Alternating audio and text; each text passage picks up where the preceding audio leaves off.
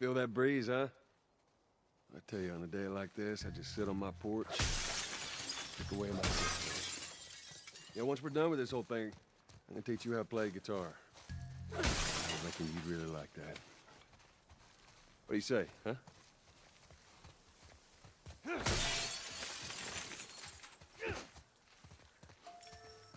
Ellie, I'm talking to you. Huh? Oh, yeah, sure, that sounds great.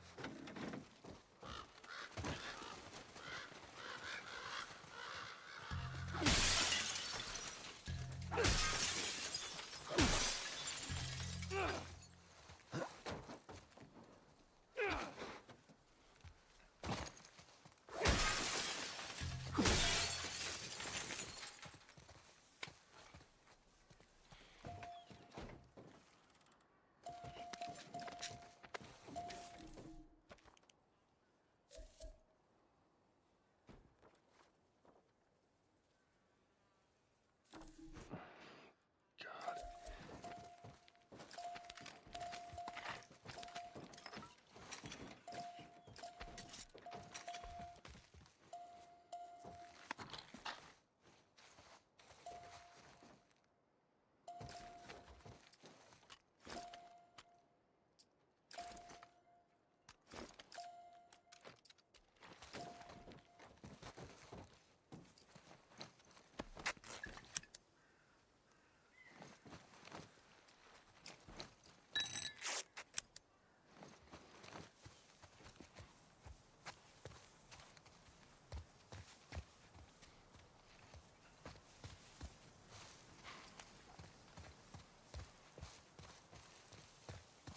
I dreamt about flying the other night. Oh, yeah? Yeah. Go on, tell me about it.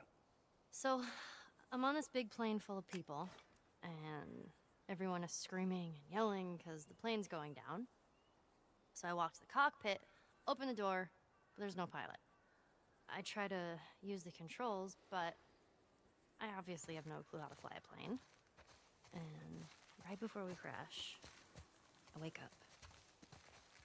I've never been on a plane. Isn't that weird? Well, you know, dreams are weird.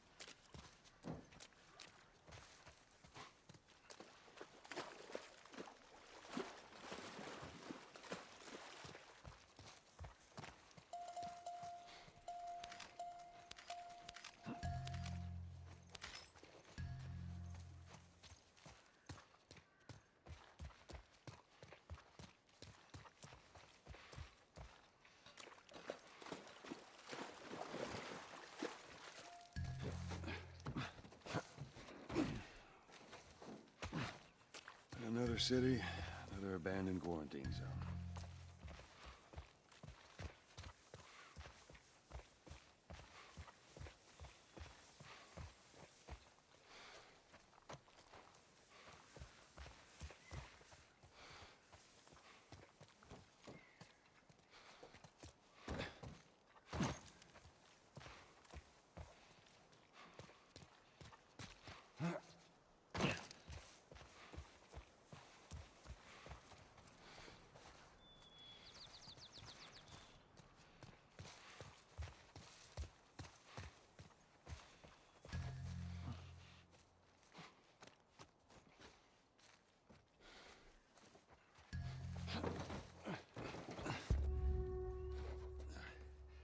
There's that hospital the Firefly mentioned.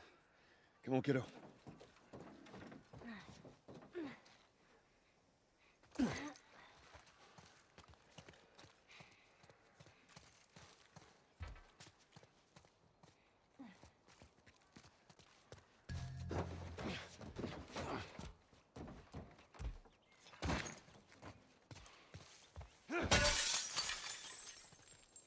Maybe we cut through here.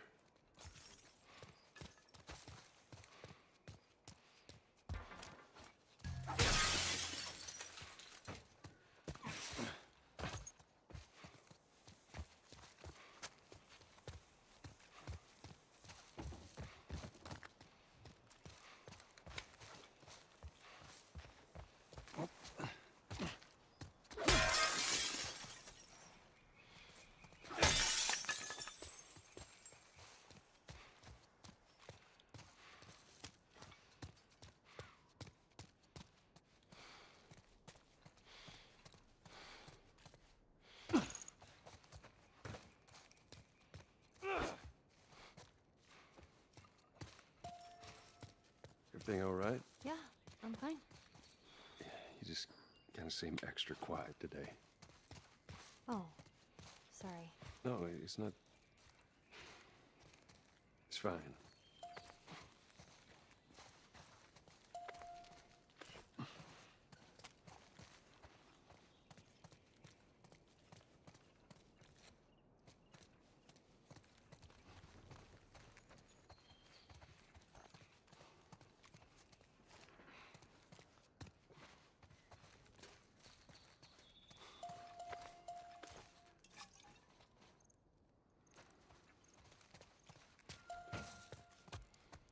Well, we could use that ladder.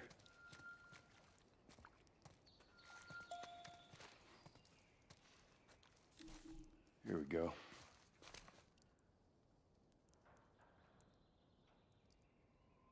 Ellie? Ellie? What? The ladder. Come on.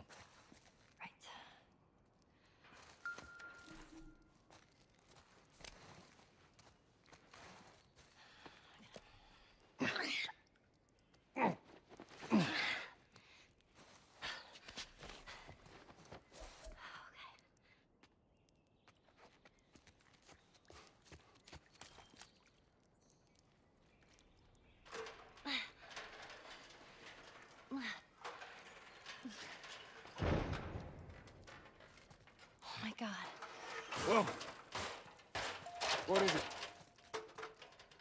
Ellie! Ellie!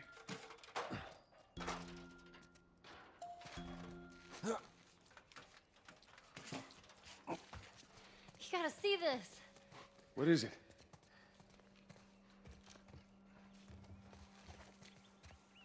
I don't see anything.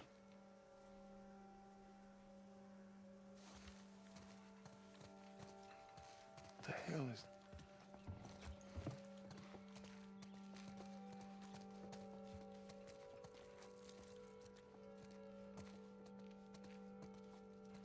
Are you kidding me?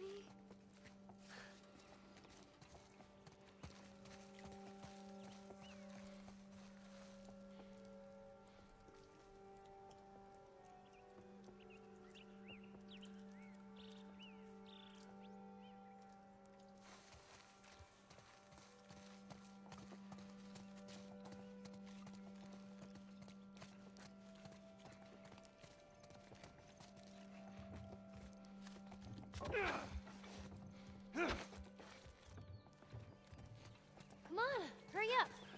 In the Sam Hill?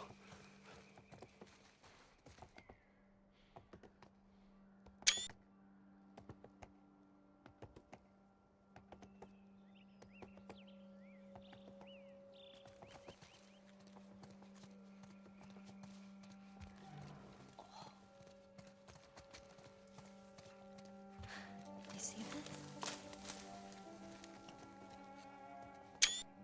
Shh, don't scare it. I won't. What are you doing? It's all right. Come here. Hey, fella. Hurry up. Come on. Hey there. So fucking cool. Oh, where's it off to? Here, come on, let's go. Slow down, kiddo. Come on. Hurry up, come on.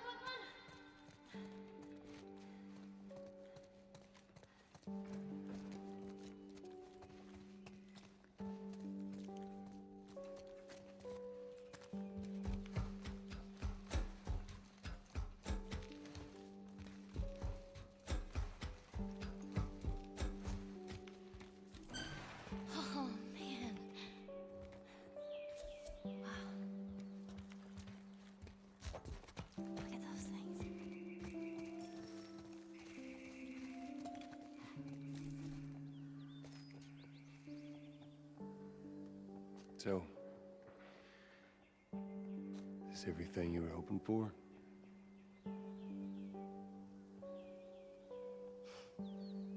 It's got its ups and downs, but you can't deny the view, though.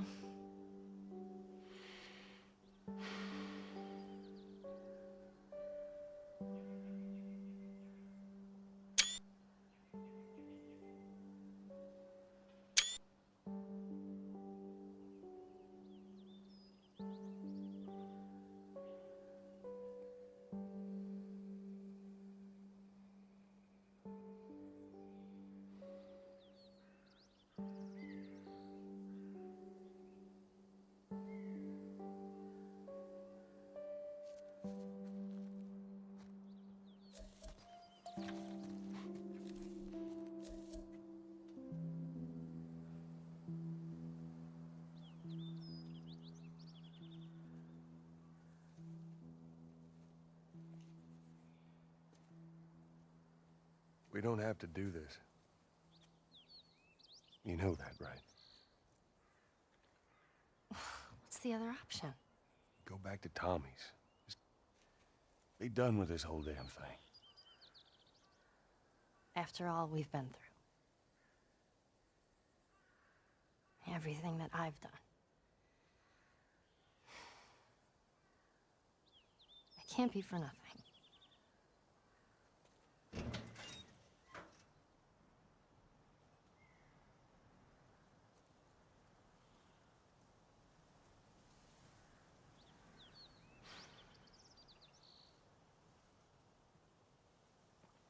Look, I know you mean well, but there's no halfway with this. Once we're done, we'll go wherever you want. Okay?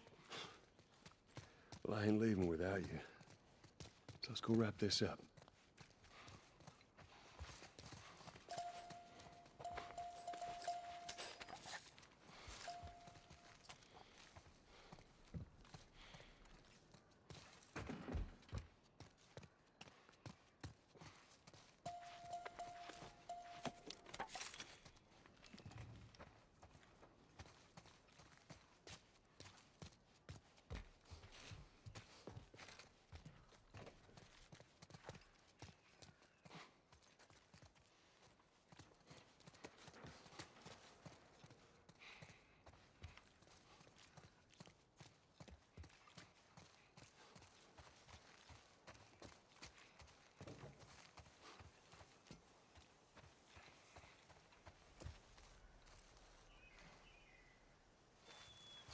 Well, this place takes me back. How so? That was right after everything went down.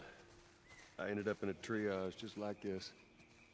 And everywhere you look, you just saw families torn apart. The whole damn world seemed to have turned upside down in a blink. Is that after you lost Sarah? Yes, it will. I can't imagine losing someone you love like that. Losing everything that you know. I'm sorry, Joel. That's okay, Ellie.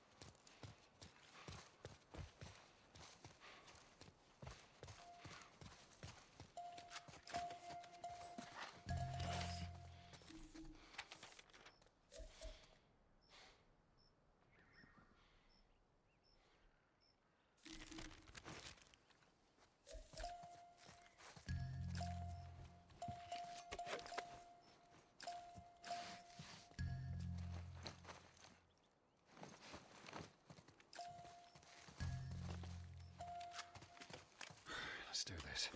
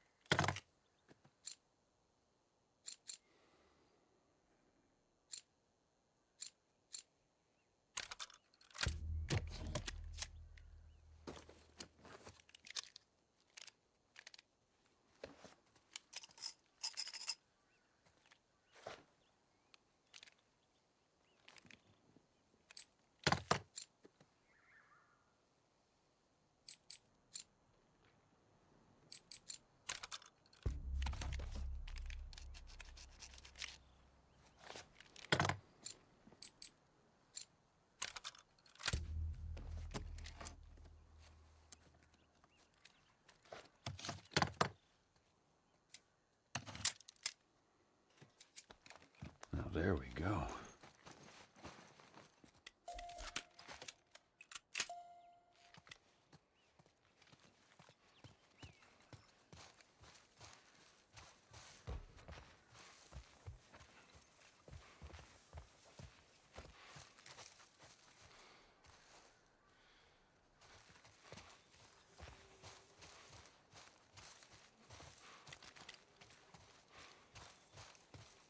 Hey, Joel, I got something for you.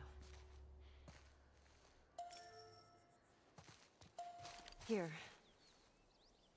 Maria showed this to me, and I stole it. I hope you don't mind.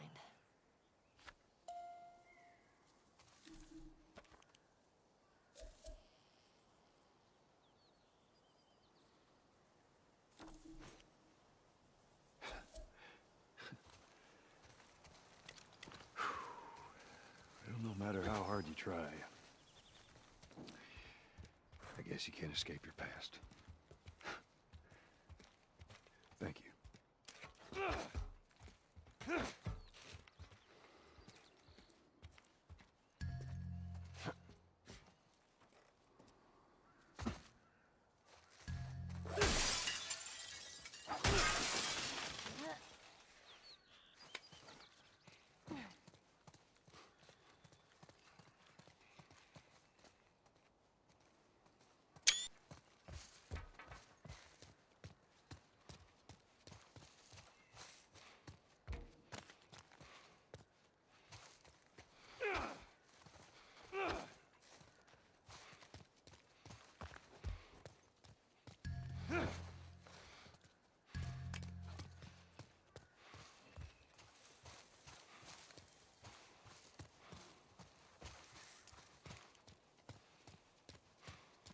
This time it's gonna be different.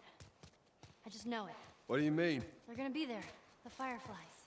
I'm sure of it.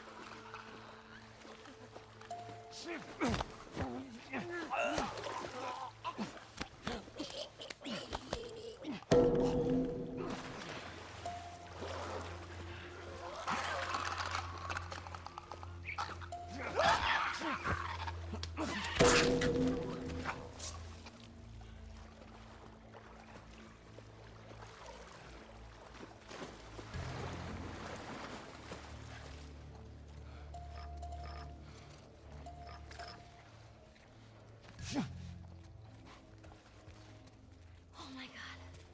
There's so many of them. Well, let's just keep at it.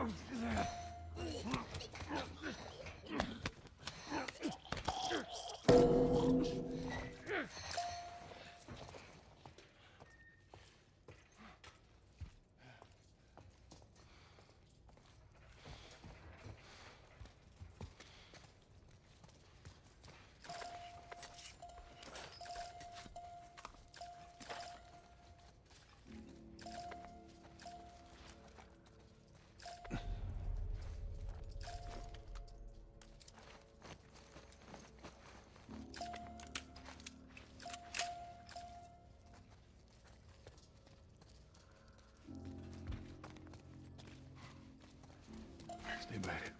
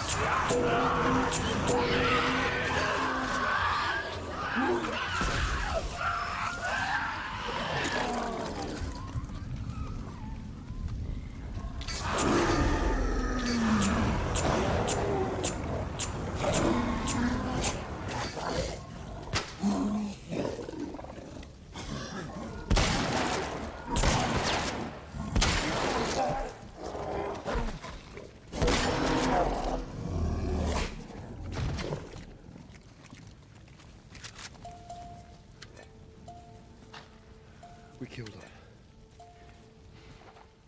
I think we got all of them. I think you're right. Endure and survive.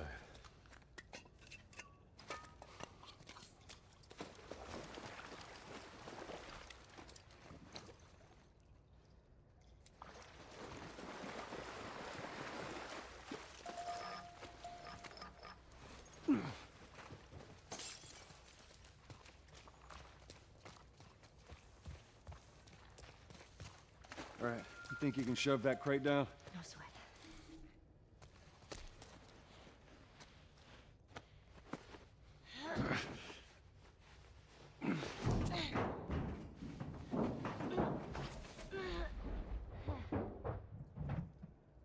Okay.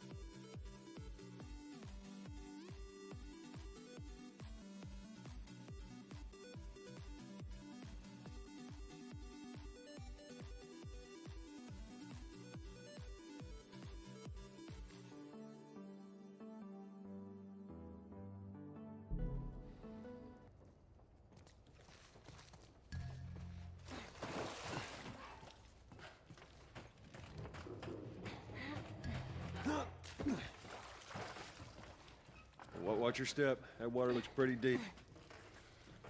It Hey, that's what we can do once we're done. What's that? You can teach me how to swim. You got it.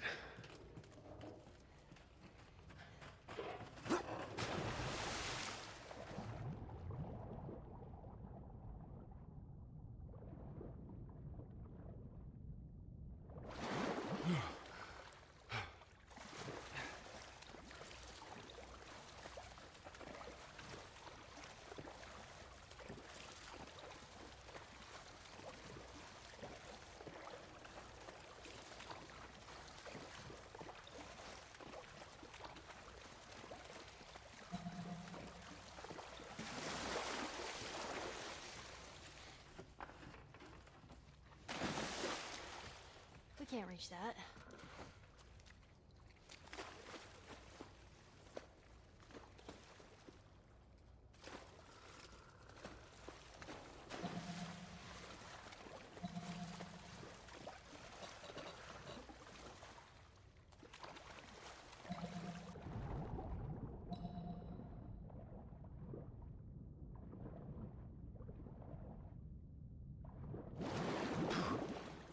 I'm on the other side. Cool. Drop that ladder down for me. All right, hold on.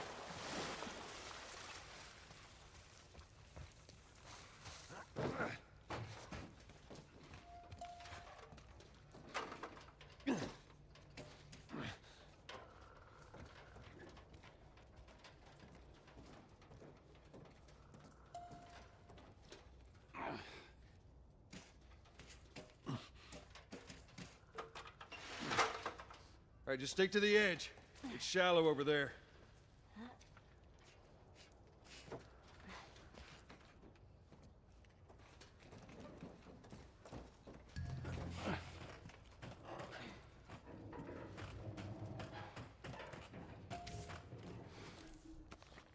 There's that comic of hers.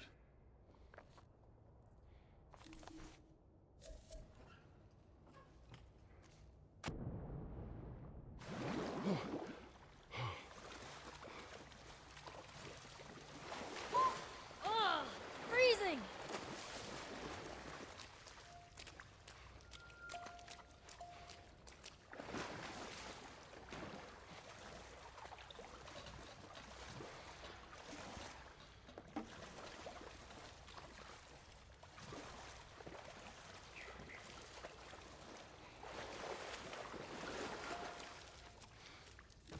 All right.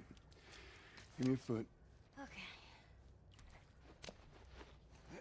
Come on. Get that door open.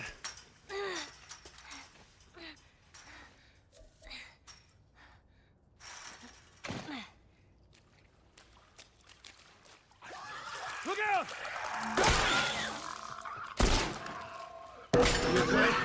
Yeah. They just surprised me. Man, I can't wait for those things to be wiped out. Okay, get the door.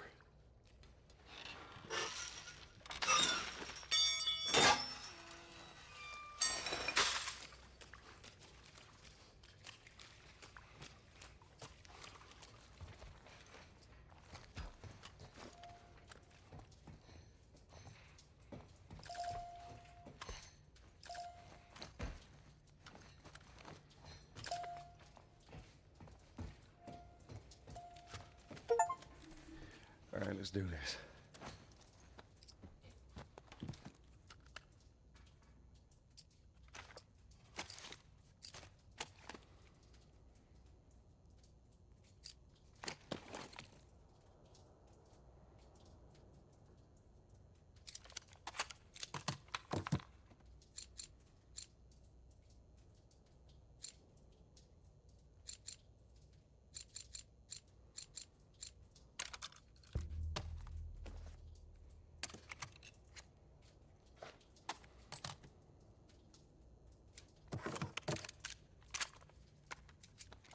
Yeah, this looks good.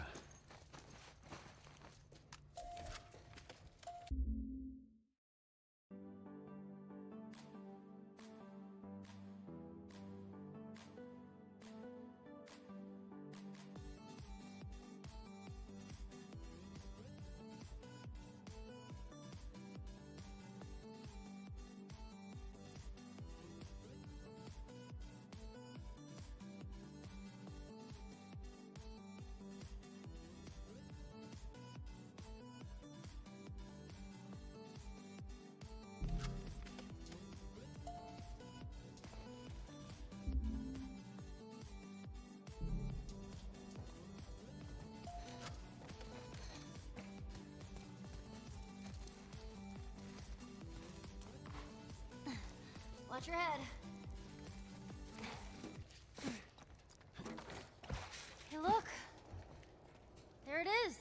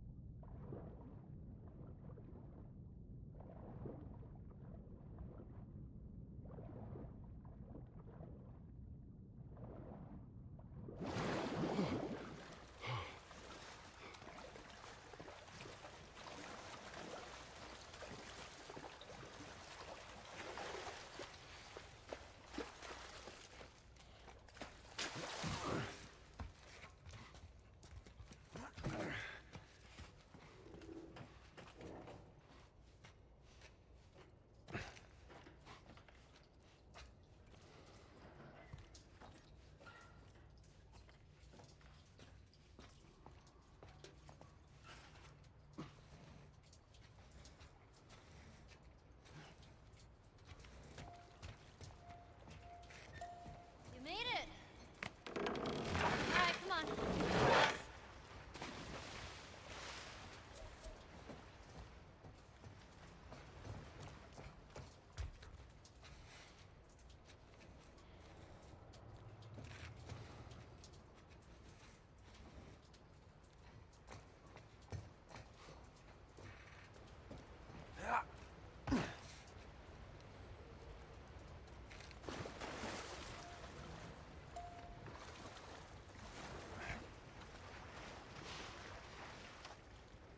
All right.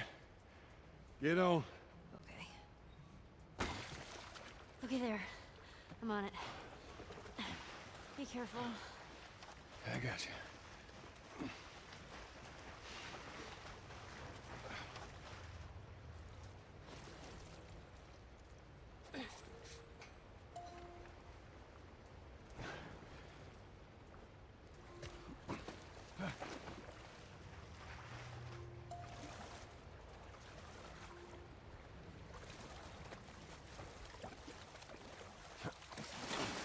Stand back! What happened? Damn ladder broke off the wall. Now what? I'll figure something out.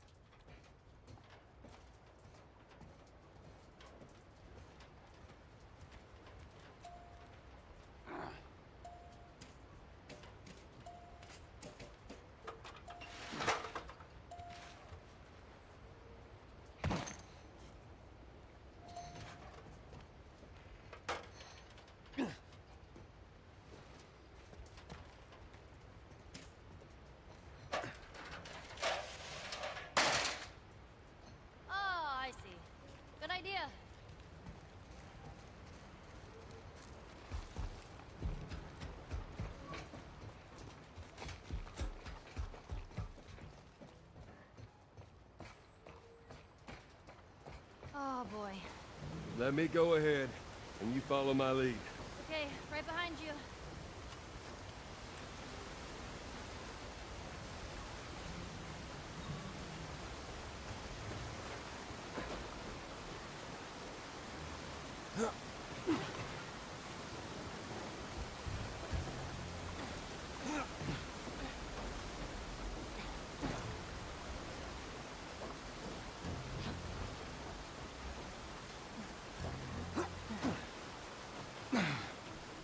Okay, come on, jump.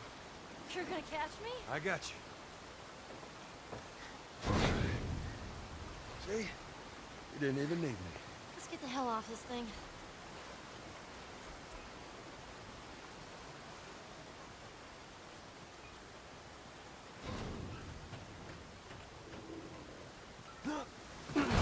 Whoa! Ellie, move!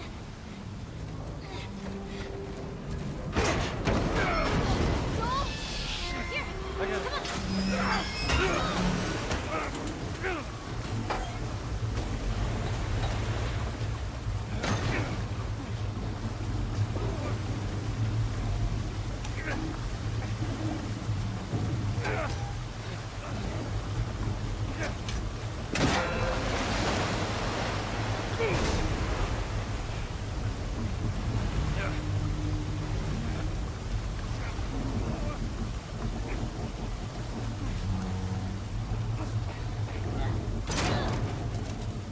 Ellie! Buggy made it! Come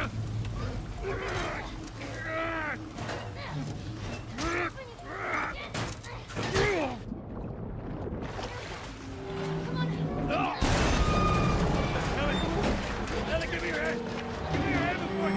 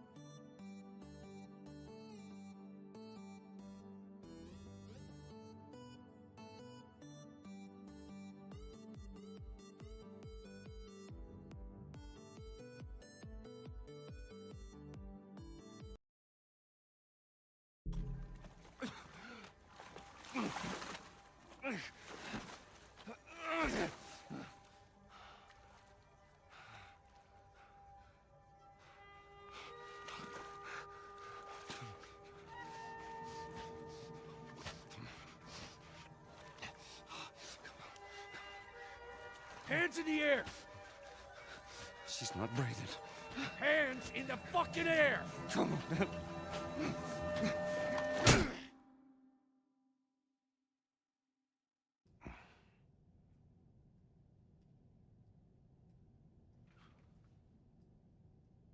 Welcome to the Fireflies. Sorry about that.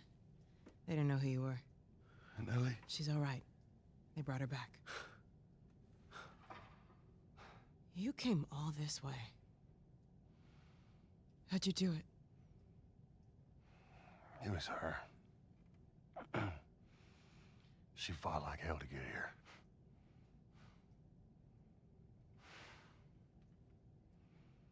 Maybe it was meant to be.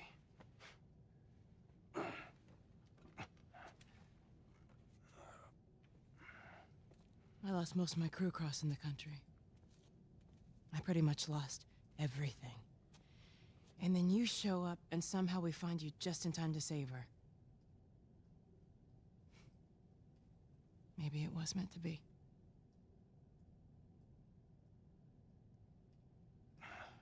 Take me to her. You don't have to worry about her anymore. We'll take care I of her. worry. Just let me see her, please. You can't. She's being prepped for surgery. The hell do you mean, surgery? The doctors tell me the cordyceps, the growth inside her, has somehow mutated. It's why she's immune.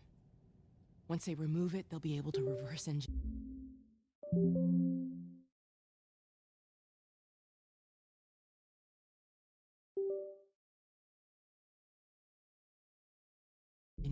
a vaccine.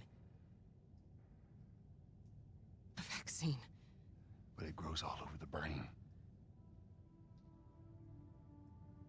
It does.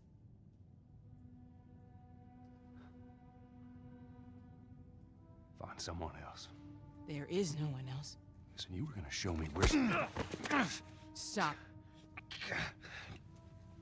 I get it. But whatever it is you think you're going through right now is nothing to what I have been through. I knew her since she was born. I promised her mother I would look after her. Then why are you letting this happen? Because this isn't about me, or even her. There is no other choice here.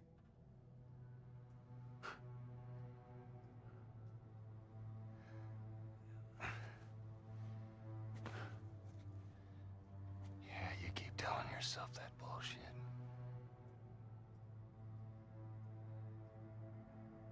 March him out of here. He tries anything, shoot him. Don't waste this gift, Joel.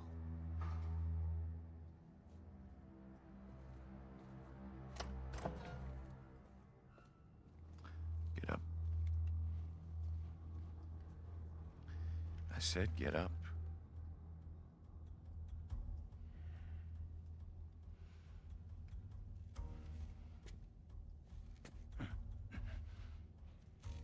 Go on. Move.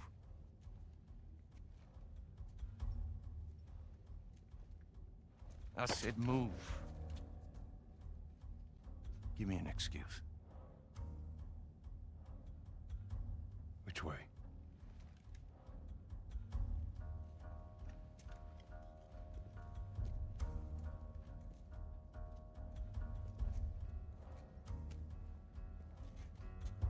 What the fuck are you doing? Keep walking. I said keep walking. Where was the operating room? I ain't got time for this. Where? Top floor, the far end.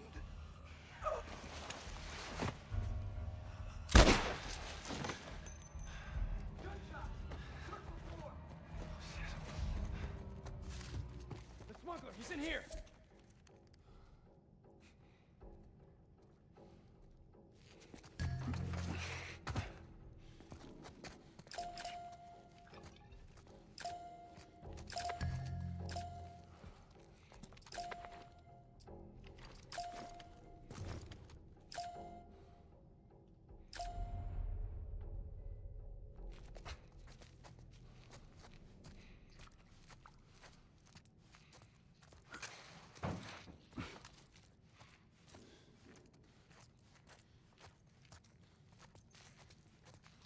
Shit.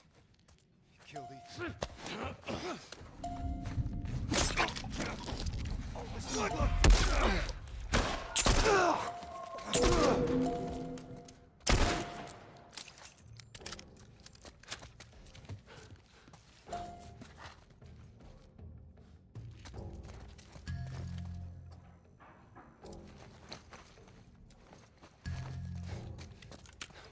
Okay, go!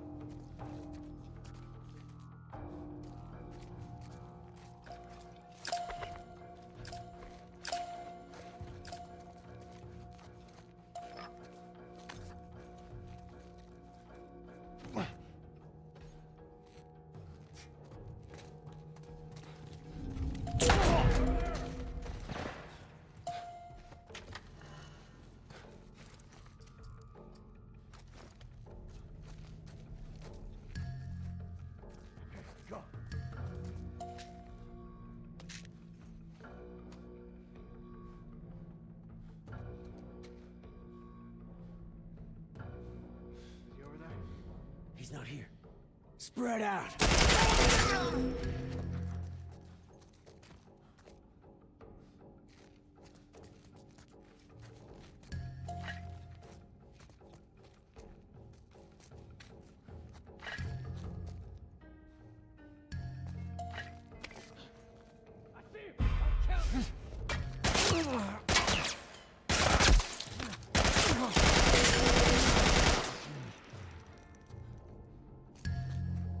Cover me. I'm moving up.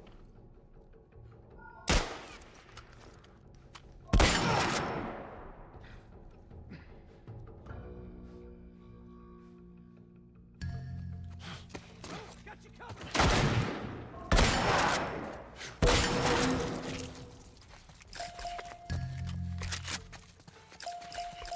Don't lose him.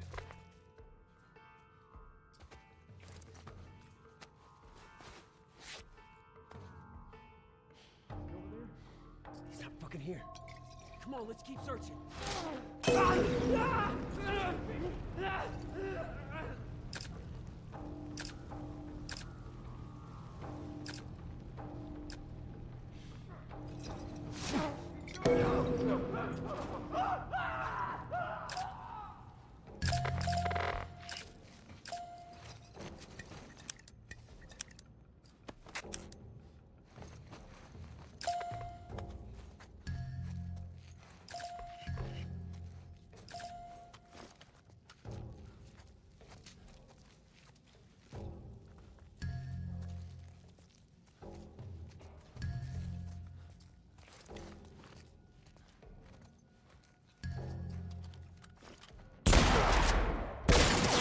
Dead asshole!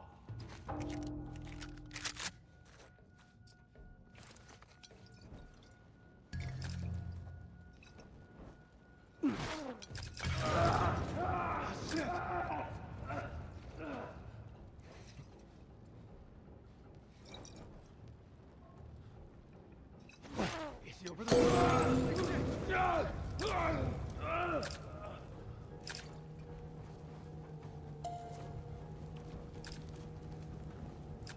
Is he over there?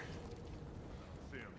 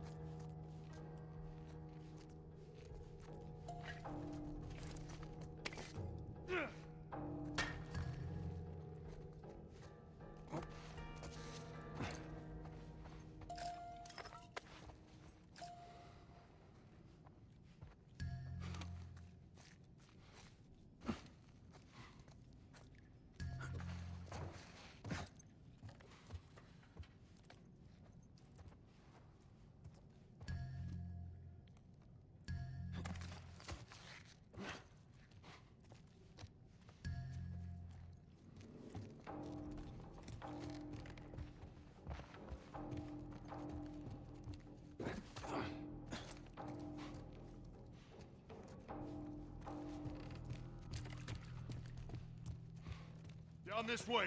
Stay alert.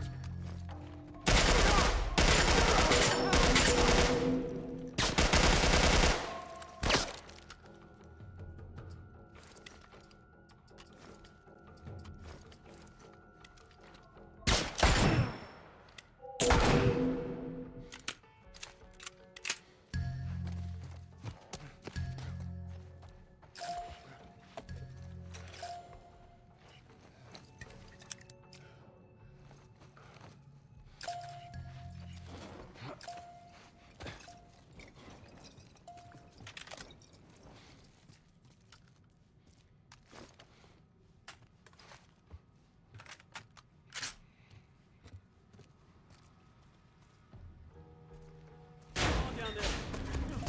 You hear what I... The fuck? Down you go, man.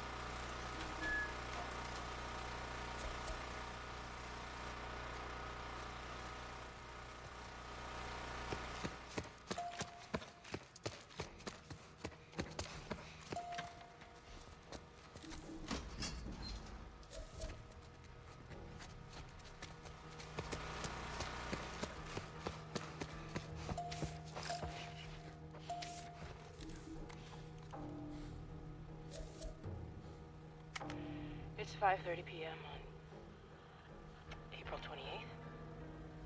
I just finished speaking, more like yelling at our head surgeon. Apparently there's no way to extricate the parasite without eliminating the host. Fancy way of saying we gotta kill the fucking kid. But now they're asking for my go-ahead. The tests just keep getting harder and harder, don't they?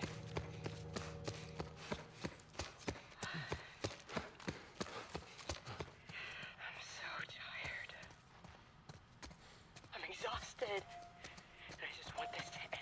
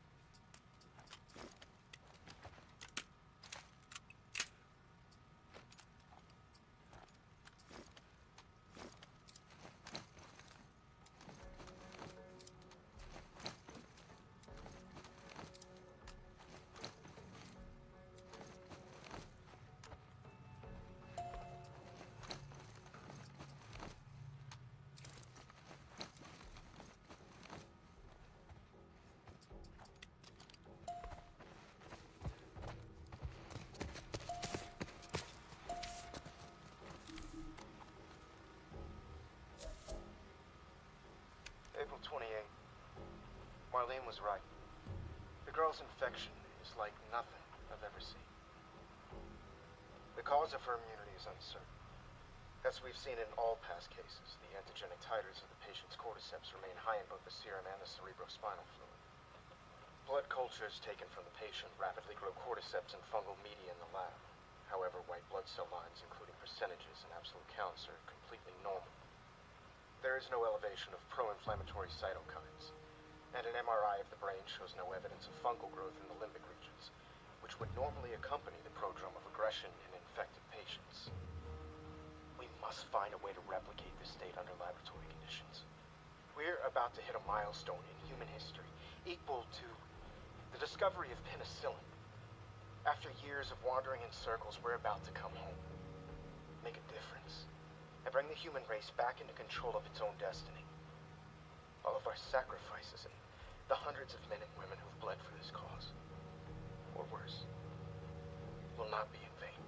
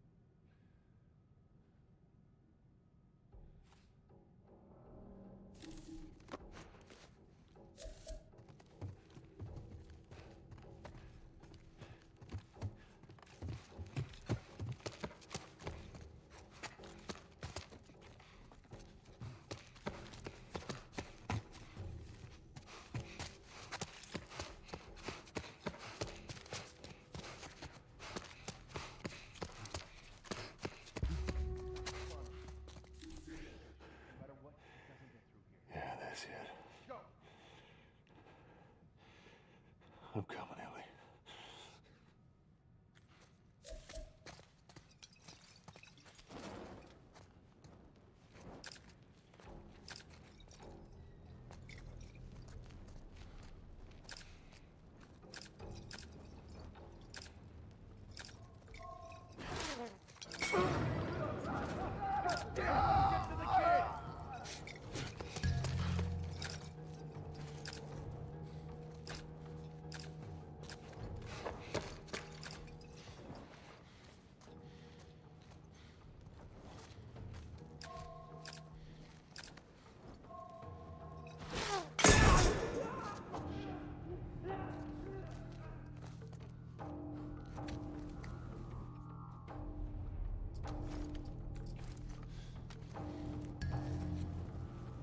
fan out.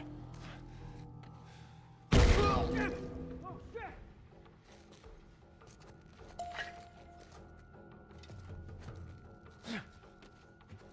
Hey, smuggler!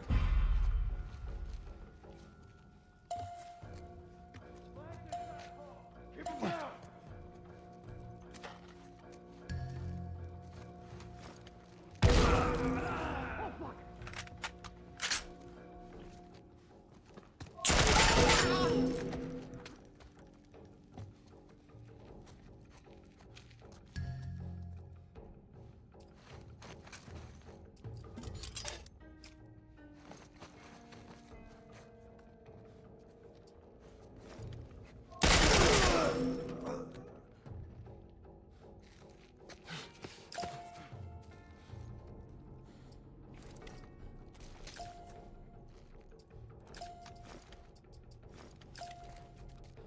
Come out, you son of a bitch! I got you.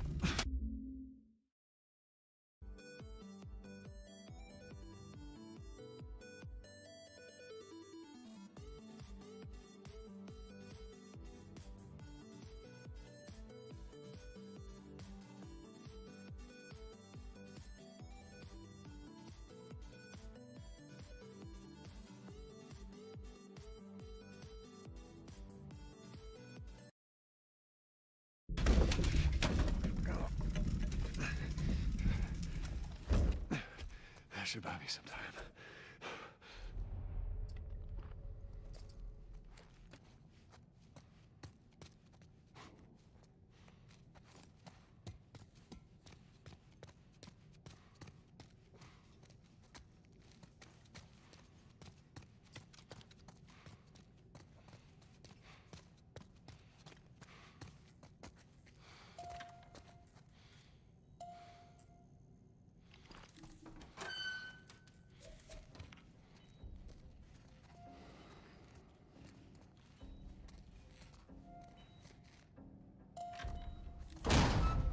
Sweet Jesus.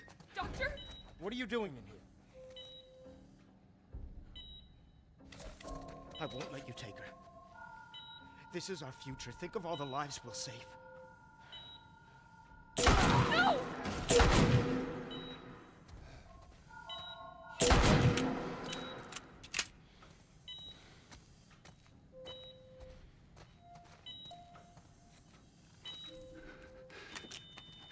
Come on, baby girl. I got you. I got you. Oh, shit.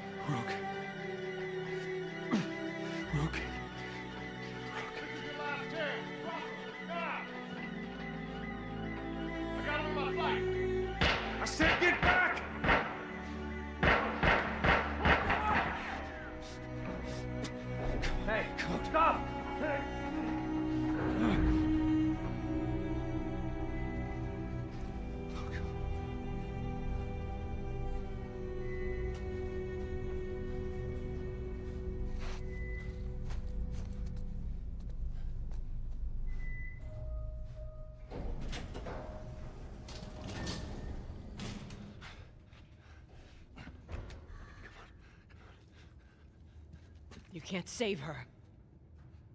Even if you get her out of here, then what? How long before she's torn to pieces by a pack of clickers? That is, if she hasn't been raped and murdered first. It ain't for you to decide. It's what she'd want. And you know it. Look. You can still do the right thing here. She won't feel anything.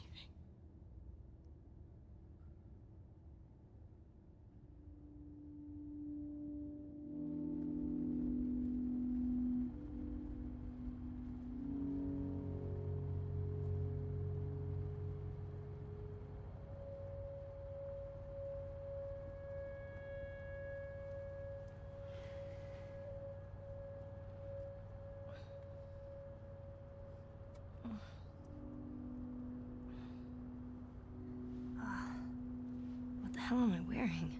Just take it easy. Drugs are still wearing off. What happened?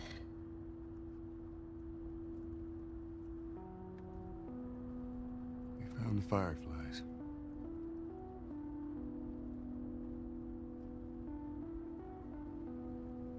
Turns out there's a whole lot more like you, Ellie. People that are immune. There's dozens, actually. Ain't done them a damn bit of good, neither.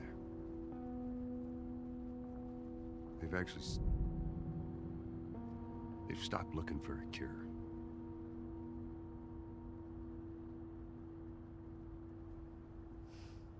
I'm taking us home.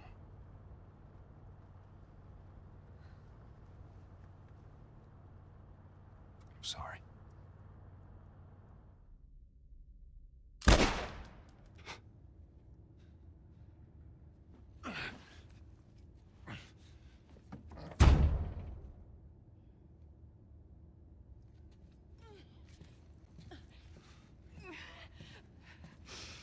Wait! Let me go. Please. You just come after her.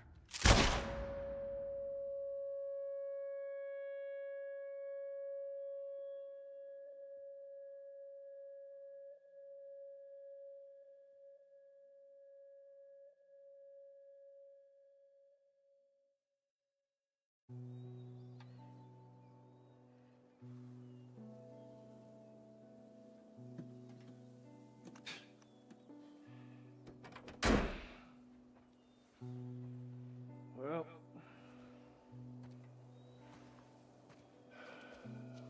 looks like we're walking.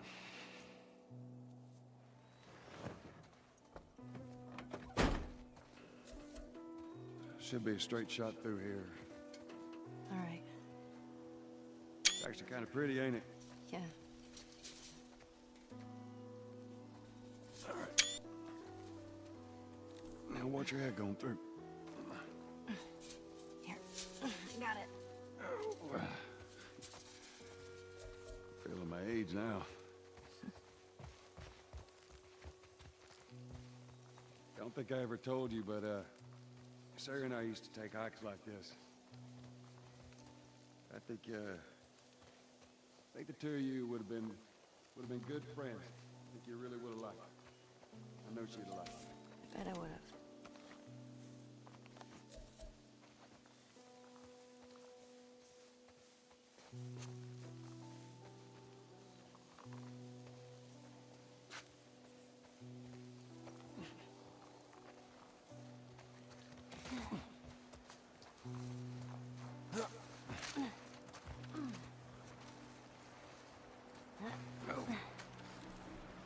Look down there.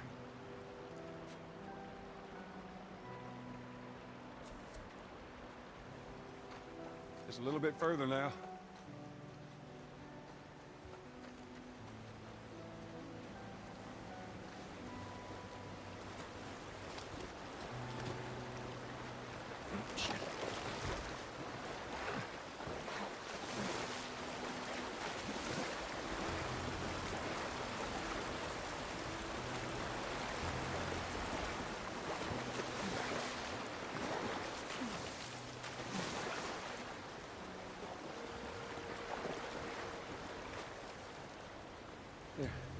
got you. Give me your hand.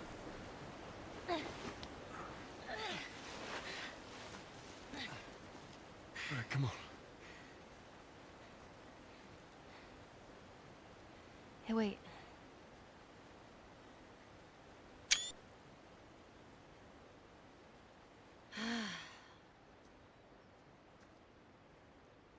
Back in Boston? Back when I was bitten? I wasn't alone. My best friend was there. And she got bit too.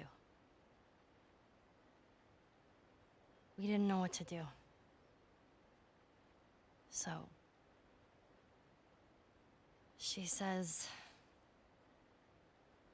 let's just wait it out. You know, we can be all poetic and just lose our minds together. I'm still waiting for my turn. Ellie. Her name was Riley, and she was the first to die. And then it was Tess. And then Sam. None of that is on you. Oh, you don't understand. I struggled for a long time with surviving. And you... no matter what, you keep finding something to fight for. Now, I know that's not what you want to hear right now. Swear to me. Swear to me that everything that you said about the Fireflies is true. I swear.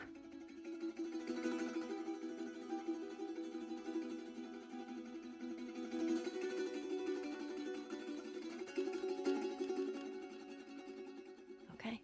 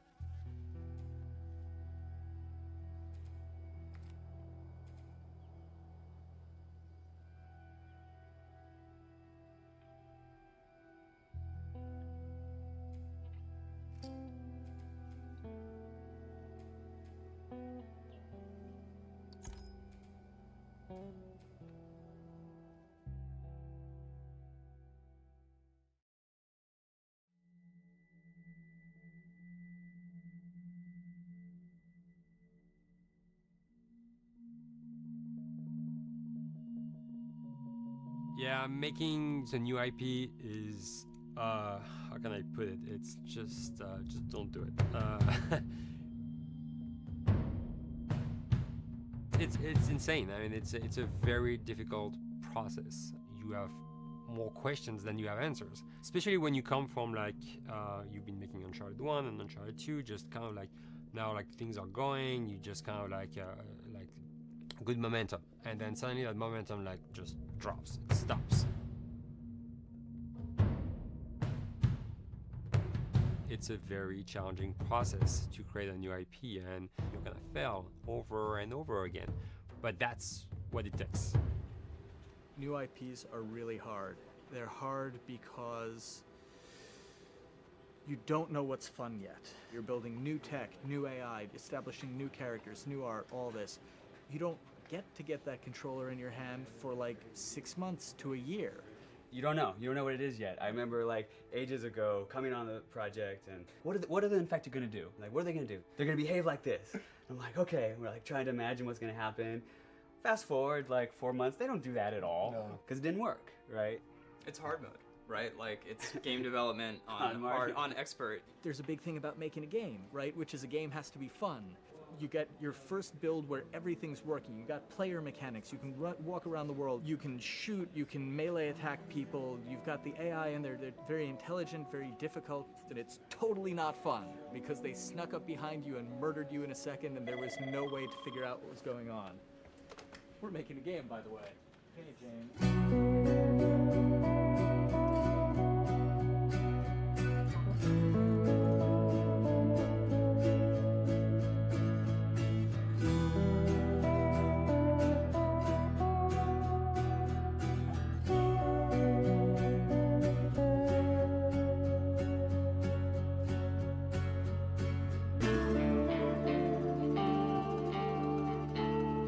The company has grown quite a bit since I started. I think I was the 12th employee or something back when we got started, but we've tried to stay true to those smaller studio roots. I've been here for 16 years. There's just no reason to leave. I just like the environment here. It's very non-corporate. I think the way we work on Naughty Dog is kind of special because we don't really like hierarchy or bureaucracy, and no one is really just a manager here. Naughty Dog has a very flat structure. We pretty much all report to the co-presidents and the game directors. I always tell people when we hire them, just like, my job is going to be able to trust you, and that's what I want. I want just to give you something and you go with it, and I know it's gonna get done. We believe in iteration, we believe in collaboration, and we believe in the people making the game working directly with each other. When we have designers and artists, animators all mixed up, anybody that's working on the same tasks, the same characters, the same areas, put them next to each other so they can communicate a lot better. We don't have a lot of meetings because if you need something to get done, you just walk over and you talk, and then you go back to your desk and you finish it up. And I really like that. I like when I just walk in the office and I see just designers talking with the programmers or programmers over the animators and talking to them. I think that's when really the magic happens. Naughty Dog, we really try to cultivate a culture where anybody can criticize anybody else's work. And we encourage people to be blunt about it and not try to sugarcoat it too much. It takes too long to be nice sometimes. It's not personal. It's based on more like how can we make a better game. We want everybody to have a voice. We want to cut out all the bullshit if we can, making sure that people are making decisions not based on ego, but what is going to benefit the game. When you see that people trust your opinion and that they value it, it's such a great feeling. You really feel like you're working as a team on a collaborative effort. We want to sort of remember where we came from and you know why we were successful then, and try to continue that success now. We make games. That's what we like to do. Back when Uncharted 2 wrapped up and we decided that we were going to build the second team and create a new project, we kicked around a lot of ideas. One of the very earliest ideas was to go back to Jak and Daxter. It's really near and dear to us. We really love those characters in that universe, and we think that you know, there are some interesting stories still to be told there. We started to realize that it was not going to do justice to the franchise that the fans had fallen in love with. It would be shifting it so far in a new direction that we felt that that effort would be more justified in developing a new IP. Neil and Bruce came to Christoph and I and said they wanted to do a post-apocalyptic game. I think the core essence of what they wanted to do, though, was to try to tell a story about two people and how their relationship evolved over the course of the entire game. That potential, oh wow, there is something very special about that game. This is going to be polished. Like, you're not sure if it's gonna work or not, and you have doubts. And like, should we be doing a game like that? Should we be doing a first-person shooter? Whatever. Like, you ask yourselves all those questions. And you know, the creative director and the game director are the core of the team that have to really see eye to eye. That's why you have that balance between like Bruce and Neil, and Neil's gonna try to push the just the story and the characters, and Bruce is going to try to push that with just the gameplay as well. And so it's kind of like those guys are just trying always to find the right balance between the two. It's a very delicate process. We feel that the interactive medium has an untapped potential to touch the feelings of the player. You have that connectivity, the fact that I'm actually in the world and participating in what's happening on the screen in front of me gives us some sort of advantage to make you feel connected with what's actually happening. At Naughty Dog, that's what we're trying to do, is pair story and gameplay together. If we can make you feel like you're actually with these characters on that journey, and you're invested in those stories and those characters, then you're feeling, in theory, the same thing that they're feeling. As the story evolved and took different shapes and different forms, the thing that was always there was Joel and Ellie. And because of that, everything kind of grew out of that relationship.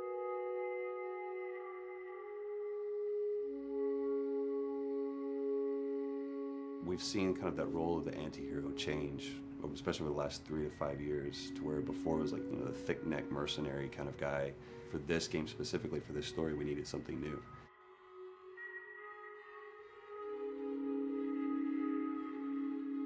The reason we didn't want to make Ellie Joel's daughter from the get-go is because it wouldn't have anywhere to go. Of course, at that point, he'd be willing to do anything for his daughter, because that is what a dad would do for his daughter. If they didn't even know each other at the beginning of the story, then we start from scratch. It's almost like the player has the same relationship to Ellie as Joel does. And we could take our time to build that relationship between these characters, and if we do it right, then the player will be feeling that same growth that Joel does, and we're kind of mirroring that emotional relationship between the two.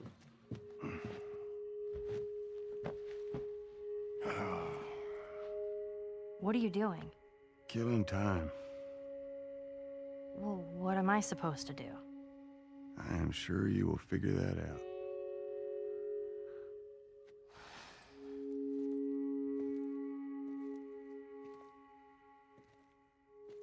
Your watch is broken. It's exciting that Neil wrote something like this, where he's like, I don't want to make the stereotypical characters. I want to make real people in this crazy situation, and these forced to make decisions that are really tough. Like, what would we be like in those situations? I mean, we weren't consciously trying to pick male or female for characters. You just try to pick characters and just be honest with who they are. It almost doesn't matter, right? Joel's daughter could have been Joel's son. Ellie could have been a boy, and Joel might have been Tess. You could have swapped those roles, and I think the story would have still worked. The focus on female strength, it's so unique. You get to see what's so powerful about a woman through all of these female characters, which makes this game wonderful and unique.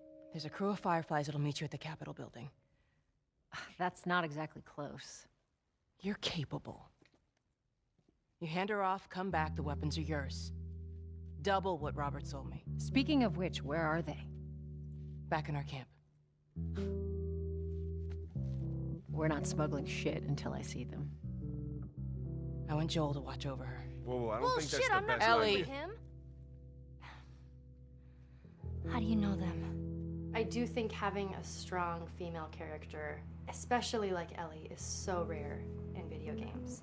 And as a gamer, and more specifically a female gamer, it's frustrating to me because I'll see sort of the stereotypical female character where she's amazingly beautiful and huge boobs, and she's there to be either the love interest or just because they're like, well, we need to throw a chick in here.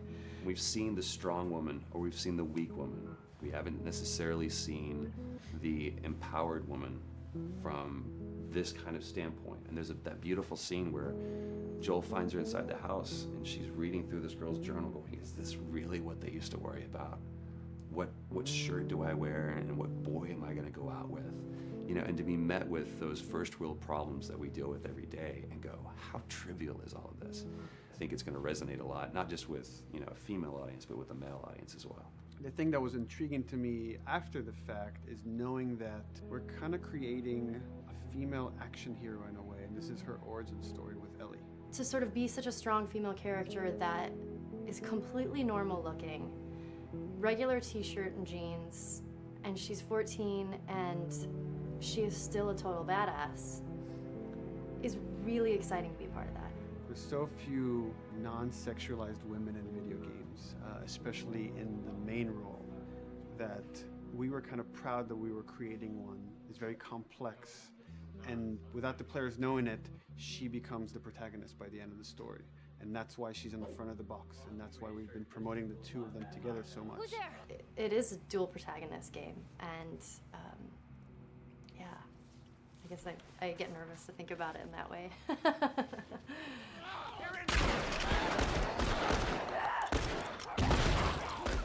We couldn't talk about it. In fact, in interviews we've been lying about it, saying you never play as Ellie because it was so important for that to be a surprise. Sorry, journalists. Here we go.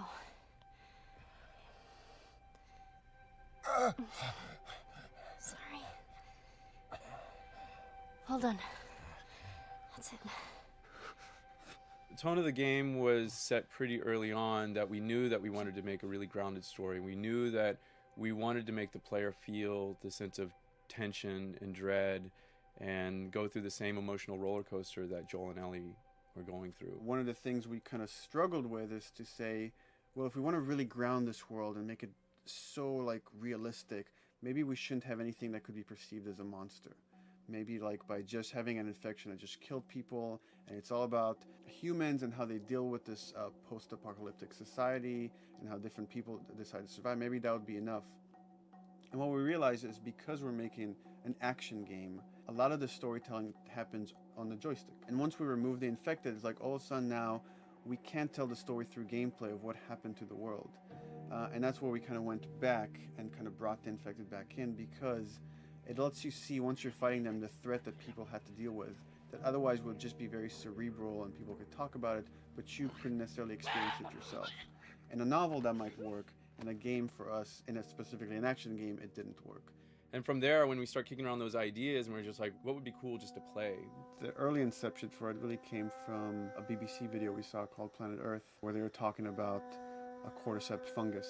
This cordyceps fungus gets inside of the brain and controls these ants, and mandibles start chomping, they grow up to higher areas, cordyceps fungus sprouts out, and then it germinates. And essentially uses them to spread its infection and take over whole colonies, sometimes wiping them out. As soon as we saw it, we were intrigued by the idea of, what if it jumped to humans?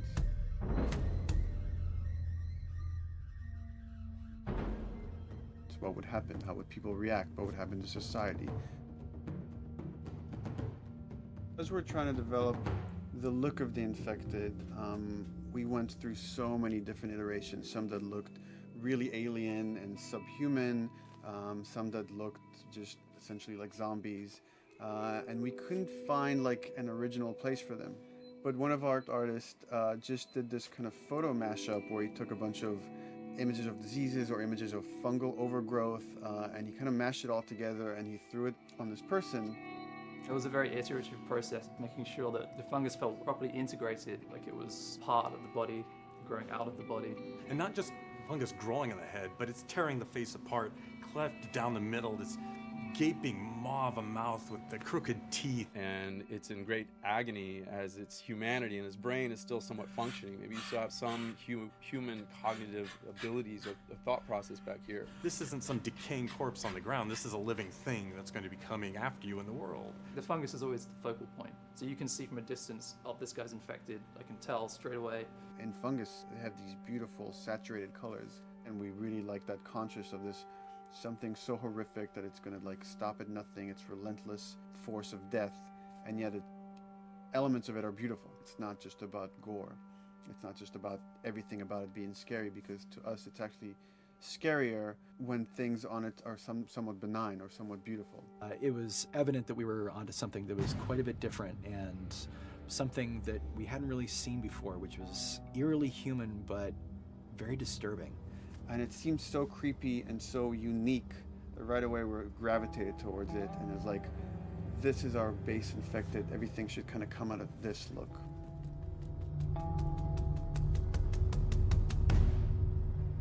So once we had this idea of the face-splitting kind of look that eventually became what we called the clicker stage.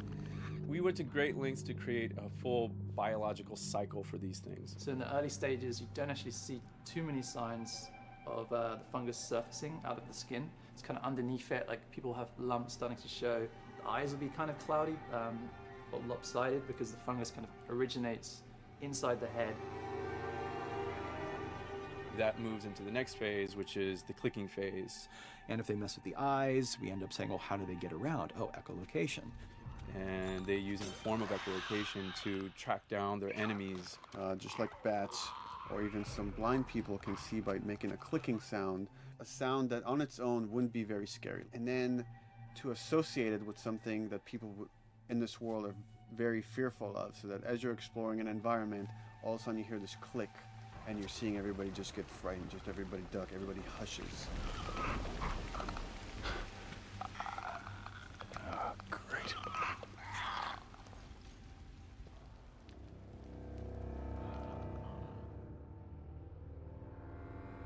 The bloater is the most severe of the stages. So large pieces of the body has been replaced by these kind of fungal plates. The fungus completely takes over the body and blooms. They're kind of covered in things that have been growing on them. Things like moss and like little life on life kind of. What the fuck is that? When an infected feels like it's going to die, it finds like a dark corner and it becomes part of the environment. The human elements aren't there anymore. And then the body is gone.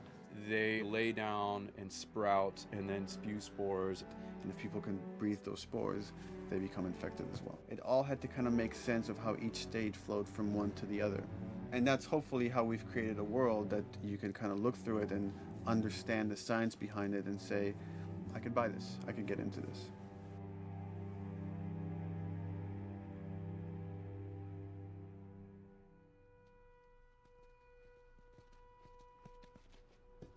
Mandatory evacuation. Evacuate to where? What do you think? Quarantine zone. See, some places got a heads up before the infection showed up. Most didn't. Over the course of Joel and Ellie's journey through this game across America, you find all these different societies, all these different enclaves, and you get to see how do they deal with the infected. Without the manifestation of this infection, you can't have these people making those interesting choices.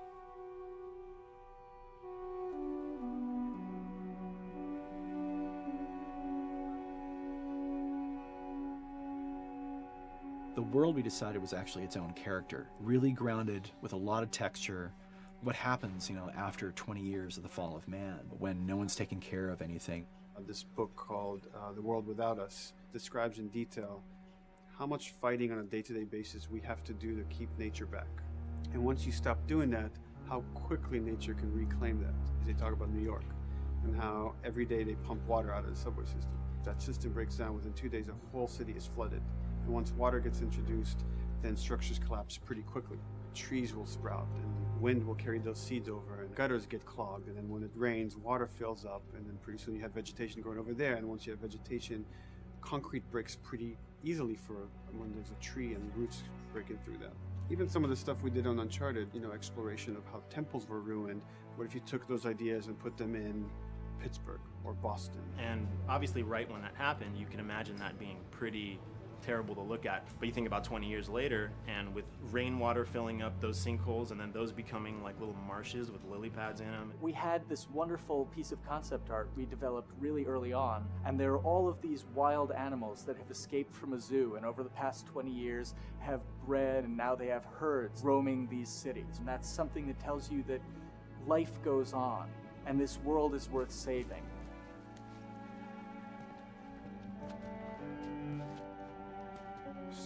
Don't scare it. I won't. There's something really pretty about nature reclaiming its domain once we are gone. So fucking cool. We have another level of OCD of the logic goes into some of these environments. Water damage seeps in, and then that creates some little moss growing on the floor, or a tree radiates energy from its base, and that over time starts to melt the snow around it. And that's the reason why you'd see those like rings of leaves showing through in the snow. That gives it that extra, you know, believability. This is pitch art. I'll try to start with an idea that conveys sort of the feel of the environment. Something like this, very brushstrokey, very painterly. You can see not a lot of detail, just energy and conveying a mood. This is sort of just a conversation starter, and then this would be more of an actual space. So you start talking about, is this too tight of a space right here? Would the player even fit through there? Do we even want to include water? Those are conversations you start having a little bit later. And then it usually needs several more passes back and forth in order to be tightened up to be the experience that you would see in the final product. So, dude, I was actually trying to figure out right here, there should probably be some dead foliage. It might be cool to see some of the dead stuff around the edges of the green, or like even spilling out into the street. Maybe what we do is, in some of these areas, we use it as like a transition from the actual concrete to the side of the building. So like they're almost sitting on top of a bed of dead foliage, like that really rich kind of like orangey brown color. Sienna or something would be nice. Something real cheddary. That's how you know you're done. The end product often ends up being stronger because that bouncing back off somebody else gives you a result that maybe you wouldn't have even thought of in the first place. All right. Here's the bridge. That's our way out of here. As far as concept art goes, definitely the ultimate goal is just helping everybody as much as possible. Me and the background artist will work together. I'll often just go to them because they've got like a really, really good like visual imagination. At some point, you came in almost like flat on. So that's kind of good because the bus station is right in your peripheral view, and you're probably going to enter the bus station. You're probably not going to get lost. But it doesn't at all utilize this cool architecture here, like the bus station sign. Like that's a really distinctive silhouette, and it's a really interesting sort of architectural detail. So we changed the entrance. Look at that. Another city, another abandoned quarantine zone. I think it's a better composition anyway. It's not so like symmetrical. And I think that was done so that this sign read better. If you didn't see the word bus on it, you might not know it's a bus station. So I think that helps. Everything we're doing in the environments is relating back to what you should be feeling in the story or what's happening to these characters. So is that everything you hoped for? Jury's still out. But man, can't deny that view. Come on, this way. When we first came up with Ellie and Joel, we had this idea in our heads of who they would be, but we didn't necessarily know the voice. It took us a while to find our Joel, but for Ellie, I think Ashley was the second or third candidate to walk in, and right away we knew. Yeah, you know Why what? are you so scared all of a sudden? Because I'm a coward, okay? So just get your shit. Let's get out of here. Damn it. I'm not like her, you know. What? You think I'm gonna end up like your daughter? The way she delivered the lines, the way she just embodied that character is like, that's Ellie, there's no question about it. And I saw the character artwork and I related to her a lot. I mean, she's kind of a tomboy and she's kind of tough, and I mean, obviously I'm not 14, and I think that's the main difference between the two of us. I read the scenes and I was like, I need to play this part. You want to be my hero? Forget the whole bit about saving my life. Find me a stack of these bad boys instead. Where'd you get that? Back at Bill's. I mean, all this stuff was just lying around. And then once we had her, we said, okay, well, we're going to do another round. And we're going to have Ashley this time in the casting sessions. The chemistry of these two characters was imperative to get right. Troy was a really interesting casting for Joel because when you see Troy, he doesn't look like Joel at all. You know, he's so handsome and he had like, you know, the frosty hair and totally looked like Final Fantasy. And so I'm like, yeah, I don't know. He's like this tall, pretty. It didn't seem right. I walked into the room fully aware that I was the youngest person that they were seeing for this role. There was a line that was in the audition side that says that Joel has few moral lines left to cross. And so that became the anchor point to the character. But then as soon as he spoke and he had the grit in his voice, Warm, yet kind of dangerous. and his movement is just like you bought into it. Why are you so scared all of a sudden? Because I'm a big coward, okay? Now pack up your shit and let's go. Damn it. I'm not her, you know. What? You think I'm gonna end up like your daughter? Lily, you are treading on some very thin ice right now.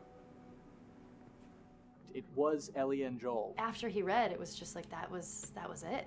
I've done some video games in the past, but to be handed the mantle of a franchise like this was a pretty big honor. Is she alive? She's alive. She's David's newest pet. Where? In the town. She's in the town. You mark it on the map. It better be the same exact spot your buddy points to. Neil pulled me aside one day, and he said, I have some ideas. And as you're well aware, Neil is a little twisted. He came up with this character, and, I just jumped at it. It was such a departure from everything I've done here for Naughty Dog, to say the least. Name's David. This here's my friend James. We're from a larger group. Women, children.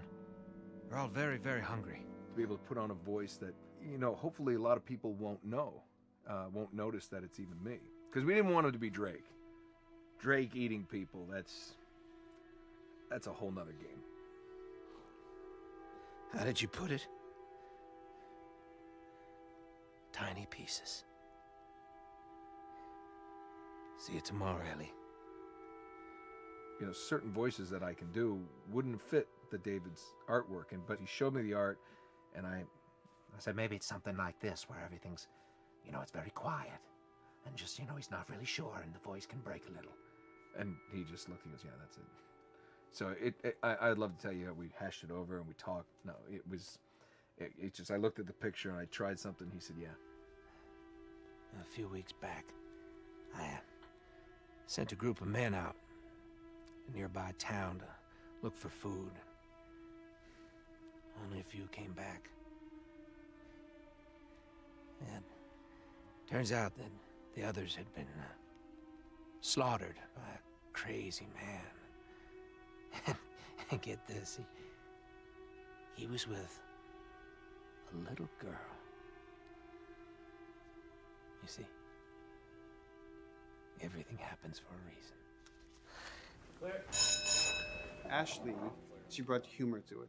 She just has some really great comedic timing. The way she reacts to the things around the world with a little bit of sarcasm, that teen kind of like trying to get a rise out of you. Now watch your step as you're going out, because it's going to be a little...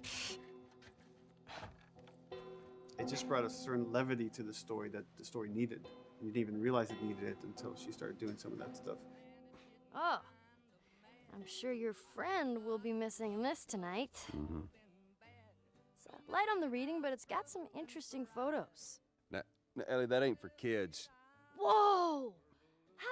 How the hell would he even walk around with that thing? Get rid of that. Hold your horses. I want to see what all the fuss is about. Oh, why are these all stuck together? I'm just fucking with you. Bye-bye, dude. Throughout the course of shooting over these past couple of years, Ellie and I have kind of morphed into each other, which I know sounds so cheesy. Neil always asks, he's like, well, what would you do in this situation? I think the most important thing that Ashley brought is a sense of capability to Ellie's character that wasn't there in the beginning. The very first thing we shot involved her being pulled out of a car and attacked, and Joel was supposed to go save her. It was written that Ellie sort of was just kind of watching on the side, just waiting till he was done, and I was a little frustrated because I was like, well, if this were real life, I would do something. We did a couple takes, and at some point she walked up to me and she said, I feel like I'd hit him. So we added in a part, like, you know, right there off the bat, she's not just this damsel in distress. Right there, she wanted to fight back from her very first day of shooting. We didn't have it right initially. She needs to be more capable than initially we thought she would be, and actually that made us go back and rethink combat and rethink a lot of the areas in the game, and now she was going to take a much more active part.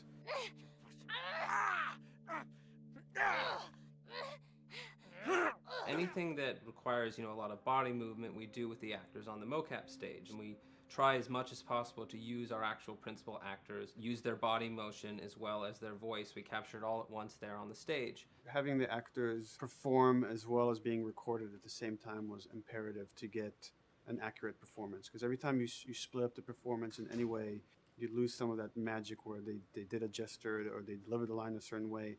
And those things have to be in sync, or there's just something subconscious that's like off-putting about the performance when you don't do it that way. You are treading on some mighty thin ice here. I'm sorry about your daughter, Joel, but I have lost people too. You have no idea what loss is. Everyone I have cared for has either died or left me. Everyone fucking except for you. So don't tell me that I would be safer with someone else, because the truth is I would just be more scared. It gives you the most authentic, most realistic performance, because you're actually there, not just making your own choices, but making your own choices based on the other people that are involved in that scene. So you get this truly natural approach to things, and it shows up. It's like theater in the round. You can do anything from any angle, and the smallest, most subtle thing we'll be able to pick up. There's no place to hide. So you have to be as prepared as possible, because you have no idea which moments they're going to use. There are these little improv moments and, you know, little nuances that you get that probably isn't scripted, that just comes out of play, you know, while they're performing. That mistake that is just blossomed into a really good idea. Did we improv on The Last of Us? Yes. Yes, we did. Doing this was a whole lot like being 5, playing in the backyard with a stick, you know, and this is my machine gun, and, you know, and a pine cone is my hand grenade. It's all your imagination. I'm doing the exact same shit that I did 45 years ago. I just get paid for it now. We square. We're square. And get the fuck out of my town. I don't do a lot of voiceover work, so for me it was nice to be able to work off of your other actors. I can't imagine it working any other way. I'd never done mocap before. I didn't know what to expect. The suits were crazy. Yeah, the suit gave me wedgies. Like, deep wedgies that I had to pick out with my middle finger. Too much information. Just how damn sexy I look in a motion capture suit. I look like 10 pound of sausage in a 5 pound casing in that thing, man. Once you get past the fact that like everybody else and you look like weird clown people with these little dots and stuff, once you like give over to that, it really was pretty easy to make it just feel like you're in the moment and in the scene. Everyone that was on this is a slam dunk. This isn't just another gig to them, and that creates a really cool energy for people to really start experimenting and playing jazz. Floor is yours. And action.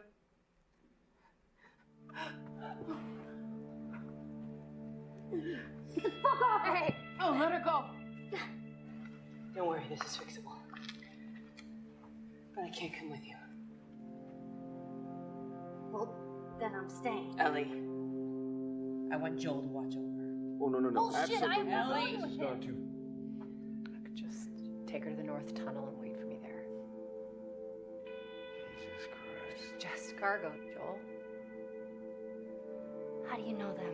You know, we craft the scene out until it has a good feel, and then we pass it off to animation to clean it up. Real life motions don't necessarily always translate into gameplay. There's something that's usually missing, so we have to, maybe enhance the gesture or enhance the shoulder movements or a breath that you want to be able to feel, but you don't really see it, so you can't really feel it unless you see it.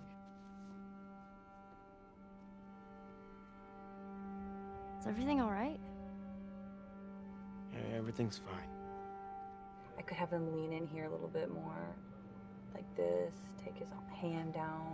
When they're on stage, they don't necessarily have windows, so that weight of like really pushing and leaning in, that's something that we would have to accentuate. Give him a little bit more weight on that turn, or put his head down a little bit more. There's a lot of dialogue that gets said between the two characters. We have to bring that alive through animation, and we have what we're using as gestures. Why would they mow down all these people?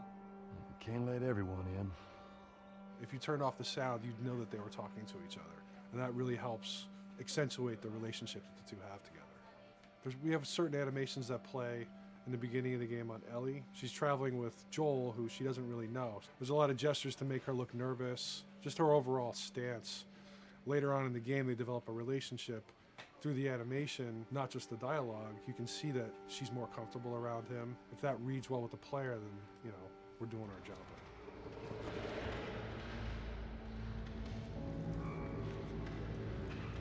We want her to look scared. When she gets a gun, we want her to look scared of the gun. If she's gonna aim, she wouldn't be like super trained aim. She would be more like some scared. But at the same time, it needs to look cool and feel cool to the player that plays. It's really just these little tiny details that we're doing, and it's coming across. It's working out well. We don't do facial capture. We don't track eye movements on stage. It's just the motion capture data. Everything that you see on the faces is hand keyed. As you can see, this is all of her mocap data. And so when I'm doing something like this, I go back and forth to the performance that she was giving, and I watch just this section over and over and over again. So this is our default face. I can make everything super extreme and make her all squinty and angry, turn her frown down. I can open her mouth, stick her tongue out. It's listen, watch. Okay, where's her mouth at this point? Like, is it open? Is she making like a grimace? About Tess. I don't even know. Here's how this thing's gonna play out. You don't bring up Tess. Ever. Matter of fact, we just keep our histories to ourselves. We shoot all of it to just get the body motion, and then we'll do a second pass with the cameras. The scene's playing back on an overhead projector, but it's also playing back on a monitor that's attached to my rig.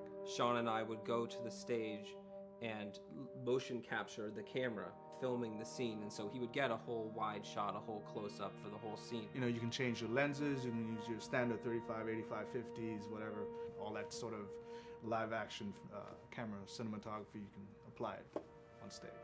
We make sure to go back in and add flaws. We keep the confinements of the room so the camera can't go past a certain wall, because then we have this cheated perspective. If the cameraman bumps into the wall, we keep it. Missing focus hits when you're pulling focus, going too close to a character and reframing, those little moments in there kind of keeps it very cinema verite. If everything was too perfect, you wouldn't be able to put your finger on it, but you'd be able to feel it. It would just feel off. It's very much about grounding it, despite having the option to do whatever we want. Being able to place the cameras anywhere we want after the motion capture gives us both advantages and disadvantages. The biggest advantage is it means that we just have to nail the best performances we can get, and the luxury is that we can always swap it. The 3D world gives you limitless opportunities with cameras and movements, exposures, all that stuff. Most of these cameras are sort of set up like real world cameras. So we have lens, we have f-stop that will create the depth of field. We have aperture to set our film back and all that stuff. A master, and then I have my close-ups, my over the shoulders, sort of just like a live action production. Let's go to camera 30 at the 23.458. Then I get that kind of weird, bend across his back. The closer I bring the camera, the more bend I get, which is, doesn't look right. It looks less cinematic than if I do that, which flattens the whole thing. And I'm trying to also catch Ellie. Like if you scrub a little more, catch her in the back here. So I want a longer lens of that kind of stuff. Since I've only had experience working with live action before I got into video games, it was a kind of a cool adjustment to be able to have this extra flexibility in post, to swap a line of dialogue for something different, even though that's not what the actors said at that time, and to be able to still have a close-up on them while they said it. You get to make it probably more perfect than you could ever make it in live action. How far are we gonna take As far as it needs to go. Where was this lab of theirs? Because our actors are both the voice and their body, they get to play, they get to try things, they get to work with our director to kind of come up with new ideas, or even our director will have a new idea on the spot that wasn't there in the script, but realizing when he sees it, oh, well, this would actually be better, this might feel better. And those changes all just happen organically there on the set. He could even lead straight into his thing. Is like, no shit, yep, Ty would want to do that, so we rented 2 Harleys and drove cross country. Keep it pretty succinct. Like, we got the bikes, rode them cross country. Cool. It's shocking to me that this is Neil's first time directing. There was a specific tone and a specific approach that Neil and Bruce wanted to take with this. It just came down to, there's nobody knows this story better than you, and then there's nobody that knows these characters better than you. Why don't you just do this? He and I actually had a conversation about it. He says, I think I'm going to try this myself, and I'm not sure. Neil was fantastic. The floor is yours. Okay, so remember, you've been running away from this turret-mounted truck. If you come to this dead end, you're going to look up and see a potential way out. And action. Check it out.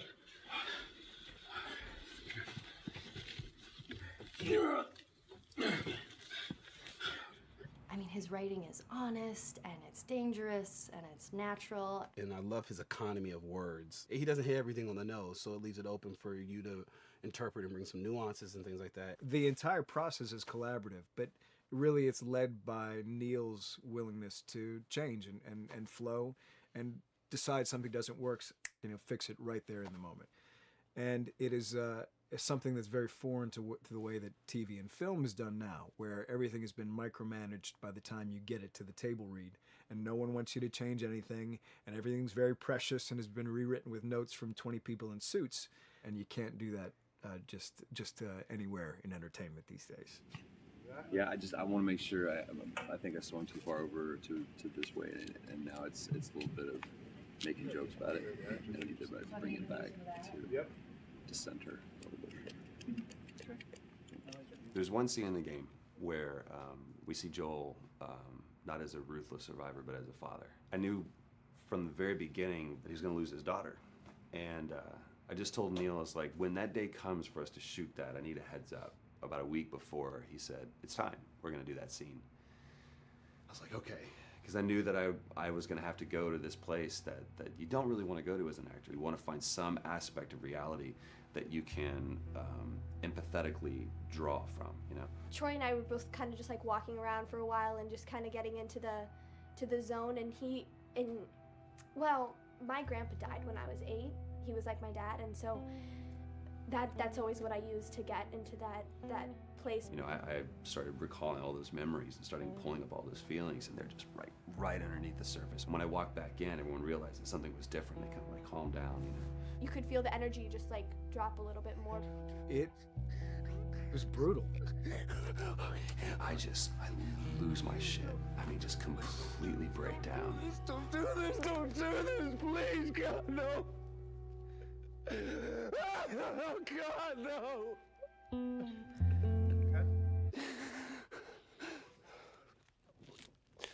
The soundstage was deathly still. It was the first take, and I felt really good about it. And it's like Neil said, okay, let's do it again. And so you do it again, and automatically you feel like you're manufacturing because you're trying to go back to that place, and you're in that actor nightmare of trying to get back to that reality. And we go through it again in 5th and 6th and 7th take, and I'm just exhausted. I'm crying between takes, and I'm looking at Neil going, this is really, really hard.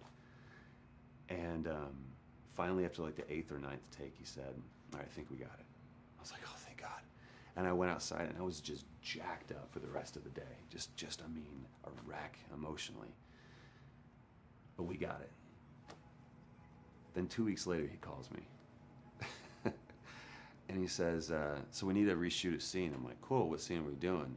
And he just looks at me. I said, dude, don't do this to me. And you can either at that moment throw your hands up in the air and say, fuck this, and walk away, or you can say, okay, this is an opportunity to get it more right. I'm like, okay, all right, yeah, you don't think you got it? I'm gonna show you that you got it. We've got it in the can. And so we go through it again, and it just feels fake, feels artificial. And Neil goes, go through it again. We start doing it again, and I'm getting madder and madder with each take. And finally, about the fourth take, Neil comes over to me, and I love him so much. He goes, so I'm picking up on some resistance. I was like, you're damn right you're picking up on some resistance. We've got this in the can already, and we're just wasting our time, and we're wasting all this effort and energy. And then he started talking me through the scene. And he was like, what I need you to do is I need you to just strip yourself of all these ideas, and I need you to hit this beat, and this beat, and this beat, and this beat, which just makes it sound so mechanical, and it's such an emotional scene. So we start going through it, and literally I am mindlessly doing these things at this point. Okay? I know it hurts, baby. I know. So I'm gonna lift you up. I'm gonna lift you up. I'm gonna get you over here. Come on, baby. Come on, work with me, please. God, baby. Sarah. Sarah! Don't do this to me, baby. Don't do this to me, baby. Come on.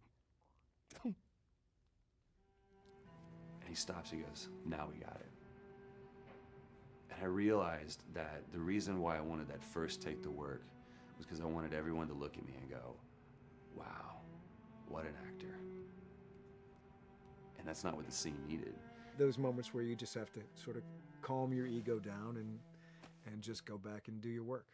That scene actually works, not because of me, but in spite of me. And that really is the marker and definition of working with a truly good director. There are many like it, but this one is yours.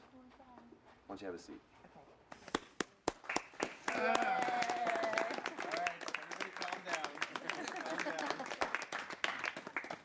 Thanks, guys. It's the director's chair.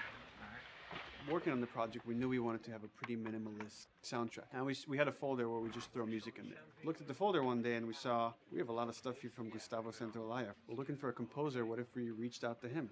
Oh, no. Sarah. Move your hands, baby. I know, baby, I know. Listen to me, I know this one. You're gonna be okay, baby. Stay with me. I want to pick you up. I know, baby. I know it hurts. Come on, baby. Please. I know, baby. I know.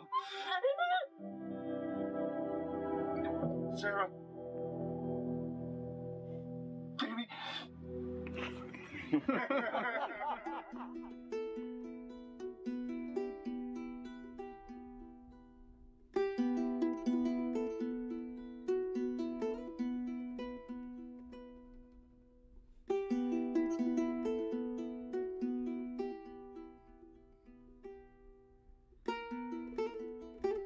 My life has been and still is kind of like a road movie. I grew up in Argentina. I came to the United States in 1978 because we had a horrible political situation in Argentina. We had a military dictatorship where 30,000 people disappeared at the hands of the government, and many other more were tortured, and I was blacklisted. It was just impossible for me to keep on living there. I've been jailed many times since I was probably 15 years old, just because I had long hair and I play an electric guitar. So I had to embark on this trip.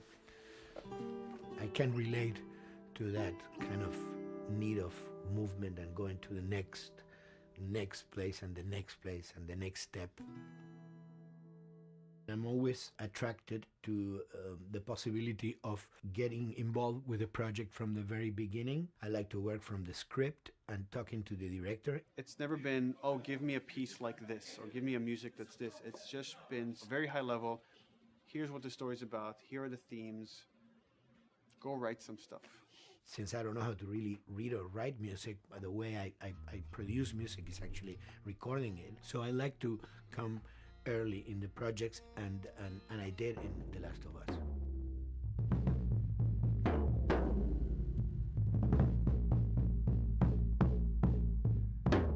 One thing that was fantastic from the very, very beginning was the freedom I had to try and to do whatever I felt could work, you know? As the story was still being written, you could listen to this piece of music and just get a sense of where this needs to go tonally, because the music was still inspiring the story. So that was the great thing of having the music written so far in advance. You know, at the beginning, I mean, I was going really out with some things, and sometimes some of those things were the ones that they liked the most, you know? So I really felt very motivated to work, and I enjoyed immensely working. It was this very organic back and forth experience where one element was inspiring the other and vice versa.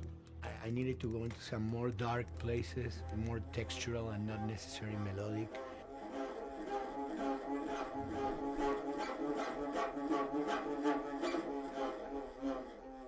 I'm always trying to sort of push myself into playing instruments that I don't know how to play. There's an element of danger and innocence. Lennon once said, you know, give me a tuba and I will be able to do I'm an artist. I should be able to do something. I like to put myself in that situation.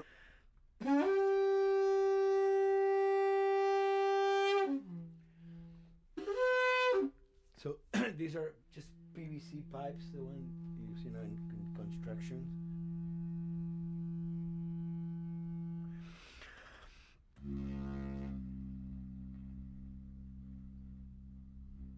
Or instruments that I know, kind of twist them. From the concept of the prepared piano, you know, I mean, I've worked with prepared guitar to stick things into the guitar and things like that. And also in The Last of Us in particular, I work with a detuned guitar. So I really tune the guitar extremely low. And the result is, you know, strings that are very loose and will produce not only sound, but produce noise. Because I believe, you know, every environment has its own sound. We have in our, you know, small studio, we have actually the possibility to record almost anywhere, including the bathroom, and we have done some fabulous recording, especially in the kitchen. When you score to picture, which is something that I don't do, then you know what you're gonna expect. But when you provide people with music, like I've done in all the films that I've done, and then you see it, how the director decided to use that, you know, in what particular way he uses it or where they edit it. It's always fascinating to me. I watch a scene and I'm going, you know, it's fantastic how they use this piece. I would have never, of all the music that I've done, probably I would have never used this piece there, but it works, you know, great. So I like that feeling of collaboration.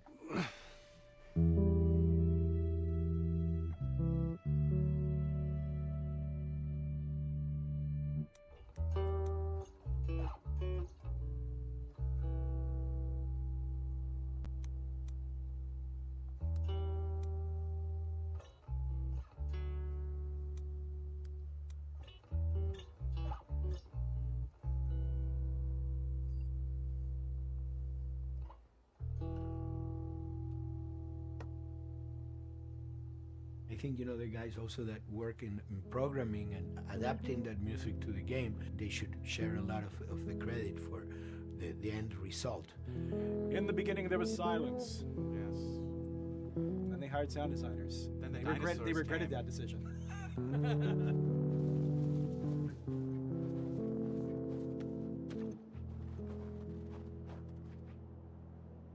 Hold it steady. Ha! Got you! In a much quieter environment like that, we really had to fill out the soundscape with much more natural sounds, much more detailed, delicate sounds. The tension comes from the lack of sound, in a way. Your brain is thrown off because where I expect to hear buses and crowds, all of a sudden I hear wind and leaves rustling. Again, it's creepy and beautiful at the same time because it's almost like I'm going on a hike, but I'm in a downtown area.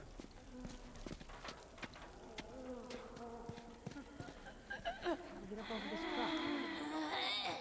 Let's see what we can find. To Neil, I mean, we were going through the iterations, so he just did not want, like, yells and screeches and what he called like, kind of witchy qualities, Right. the cackling witch. He didn't want anything like that. It was a little bit of a head scratcher to figure out, okay, how do we make it sound human but not human? Yeah. We really did not want to use any animals. We wanted these all to be human. Derek and I basically decided to hire a couple of voice actors who did some interesting work vocally to see if they could come up with something. And we worked with this girl, Misty Lee. She started giving us these really great screeches. And that's no process. Yeah, that's just her voice. And it started going into this little click. We also used a little bit of Phil's voice.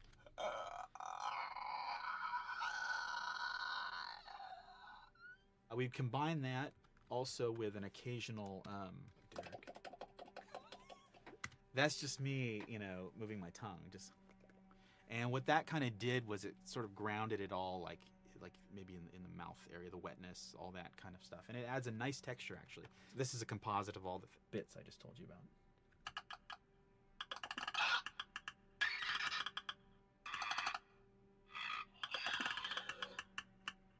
Sounds like a Snapple bottle. Oh, the lid? Like the lid, yeah. That's a good idea. Fuck, where were you guys like months ago? Why did we think of that? Why did we think of that?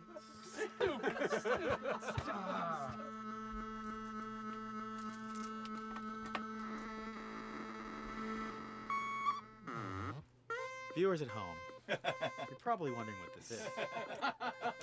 Let me tell you. About 10 years ago, I saw this Synthie A suitcase synth. I wanted to get one. This finally arrived in January, just in time to start using. I thought, well, what can I do with this?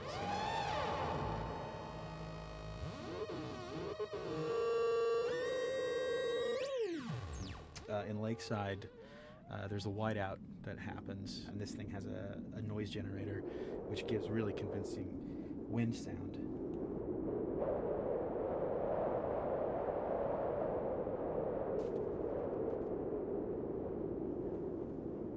The military still has technology. There's sirens and alarms, so I wanted to try some new concepts.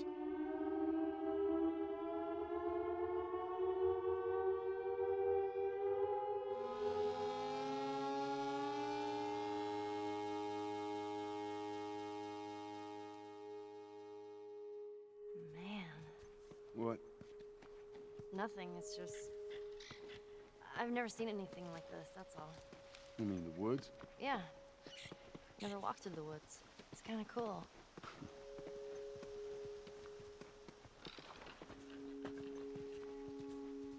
We consciously take in consideration lighting in the beginning. Most of the game, we don't really have any real man-made light sources, so everything is naturally lit. In the past, we could use a lot of artificial light, but in a world that has no electricity. We have to hide most of the time, and that requires getting very close to certain assets. Just stay back.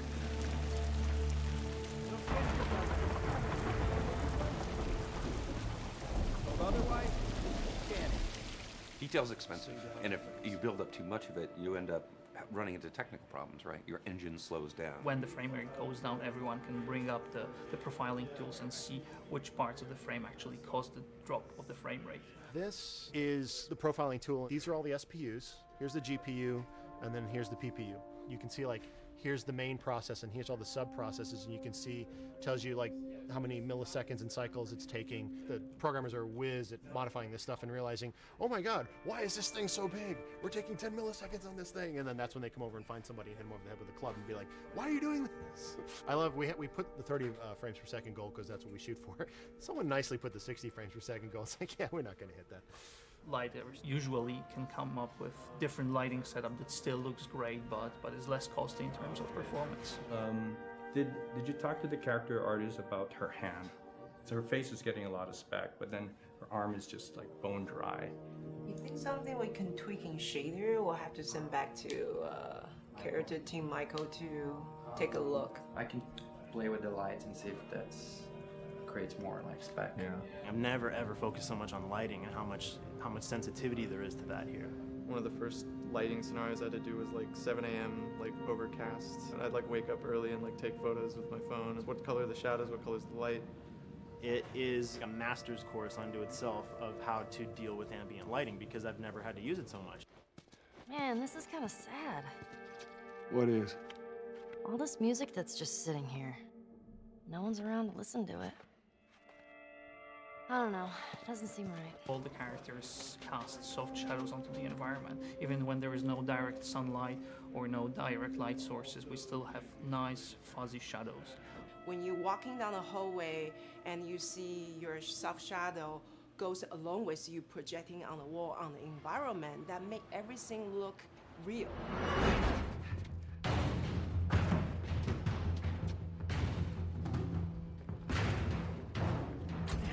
Follow me through here.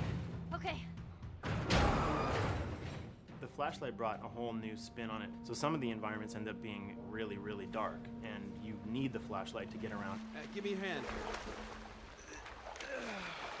We want to have the environment be really dark, but also at the same time have colorful surfaces that are sort of hidden, so when a flashlight hits one of those, it bounces off onto the ceiling. If you shine a light on a red wall, it will bounce the red lighting on the whole environment. And it's very difficult to do, very expensive, but we did it. Everything should have a bounce lighting. Otherwise, the world is gonna feel dry and unrealistic.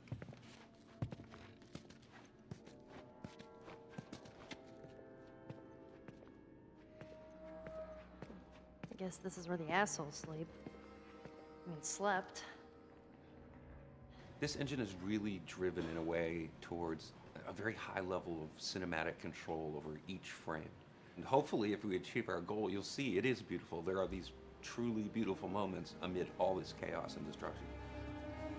Yeah, once we're done with this whole thing, I'm gonna teach you how to play guitar.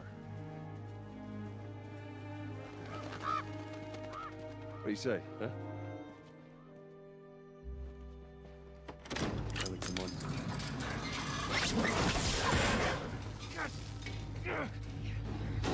I got you. Damn it, Bill. What just happened? I want to build stupid traps. There, that fridge, it looks like that's a counterweight. Okay. The story really dictates sort of the arc of the overall pacing. Storytelling would always want to be subtle. They would always want to keep the world grounded in reality. But gameplay has requirements where the player needs to see this thing. The player needs to immediately know that the enemy is attacking, that this room is dangerous, that this room is a puzzle that you have to solve. What are the things that we can do on the joystick to make you feel the same way that these characters are going to feel when we get to this next pinch point in the story? There's a turn in a scene that we need these characters to take, and we need you to feel it or understand that, and that means you have to play it. Sam! Oh, thank God. We gotta keep running. Ah! Doorway, over there. Run!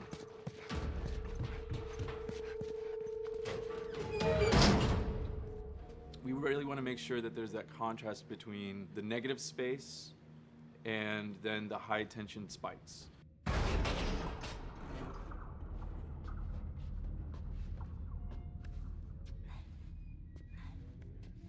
A lot of times we won't play music, or we'll play very minimal music just to let you know kind of the state, whether you're still in stealth or combat has broken out. Hearing someone's footsteps or hearing a person breathing on the other side of the door has so much tension to it. You hear that? Shh, quiet. You feel the tension of the world, make you question whether you want to engage with these guys or kind of try to stealth around them. That's another reason why we don't have traditional cover in the game. You smoothly move around everything, contextualizing with the environment, but you're never locked down. We want the player to, with that crafting system, with the scavenging system, with all of the abilities available to them, to constantly be moving around and changing as the moment arises. Gameplay is all about, I have a limited set of tools, and how am I going to use those tools and those limitations to overcome this obstacle in front of me. And that obstacle might be infected, might be another class of humans that wants to kill me for a bottle of alcohol in my shoes.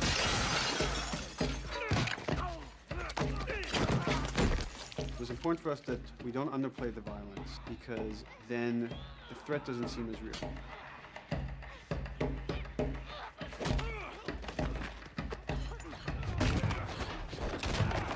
We see video games as this incredible medium to tell stories. We want to treat it as equals to books or comics or TV or movies. This is subject matter that would not be considered out of the ordinary to tell in one of those other forms of entertainment. Fucking hunters. See, this could have been us.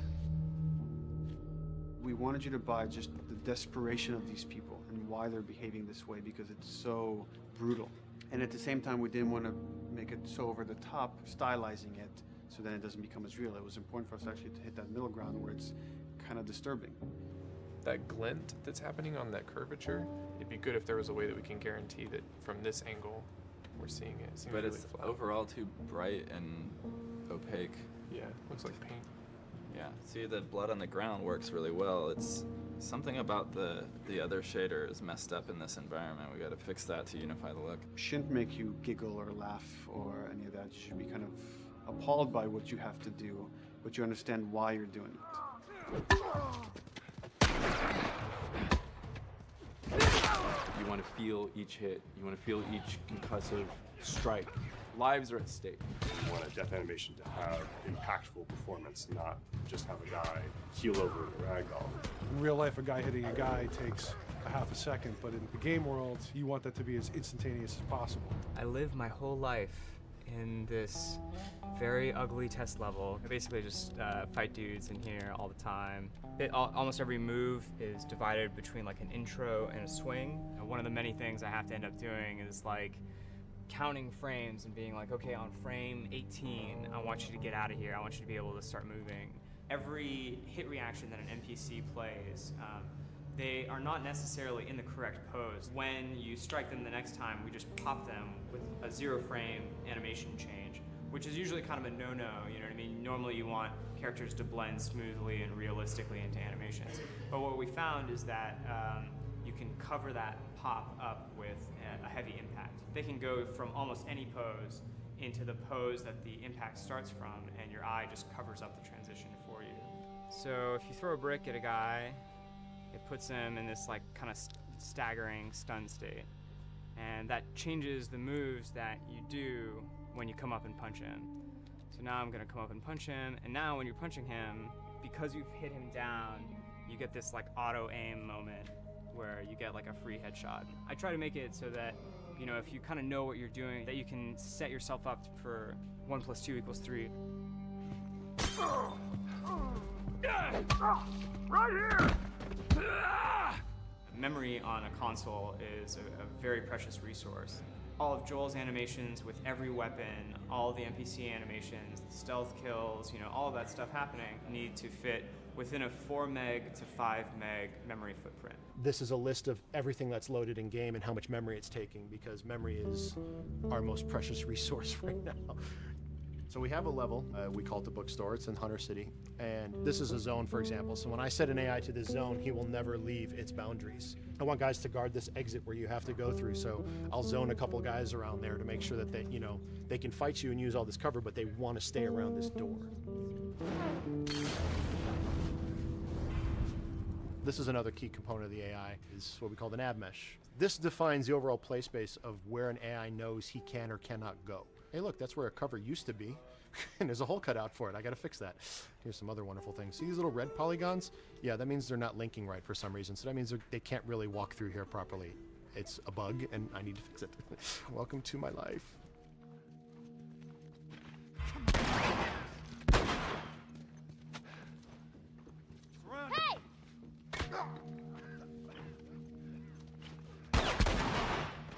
If you look at a lot of games, NPCs are usually only alive for, you know, a few seconds before the player ends up shooting them and then they're dead.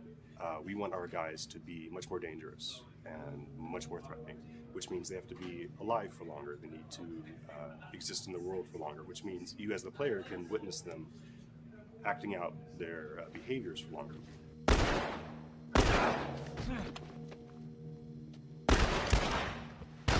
So we've been working really hard on our AI systems. Back of the box, biggest bullet is going to be like AI. So we tried a number of different prototypes with the buddies, including having Ellie be super independent of you. She would try to flank the enemies, get behind them, or get between you and them. And a lot of times those decisions should surprise you, just like a real person, a real character would surprise you. And we discovered after many different prototypes, the best thing for her to do generally is to stay very near you. You need the exploration, you need the scavenging, you need something to say like, okay, if we just crank it to 11 the whole time, then it's pinned up there and there's no time to breathe, no time to assess or analyze, and no time to really contrast. There's no way of shifting the pacing.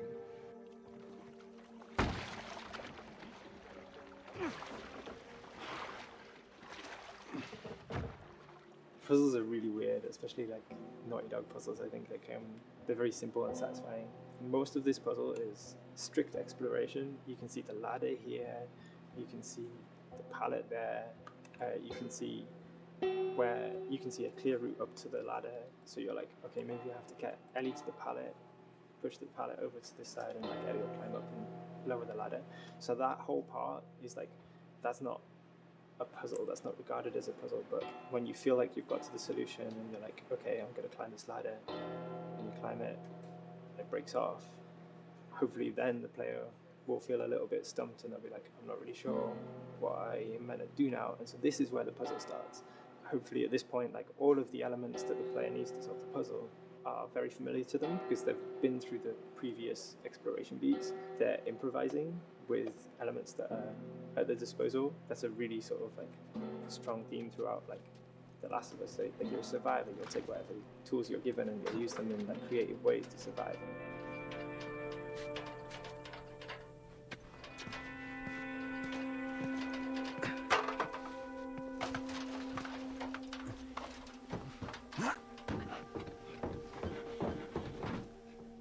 We set out to create something kind of new to Naughty Dog, this crafting system. Our lead designer, Jacob Minkoff, he got this book of like the survivalist handbook and homemade munitions and all sorts of funny stuff. Just start reading about, okay, if I was just wandering around in a collapsed society, this world, what stuff that seems like I could find? Alcohol and sugar, you know, if you want to make a smoke bomb. It's difficult to balance the right amount of resources against what you think the player's going to need and making sure that the player feels like they're getting just enough to survive, but not too much that they feel like they're a powerhouse.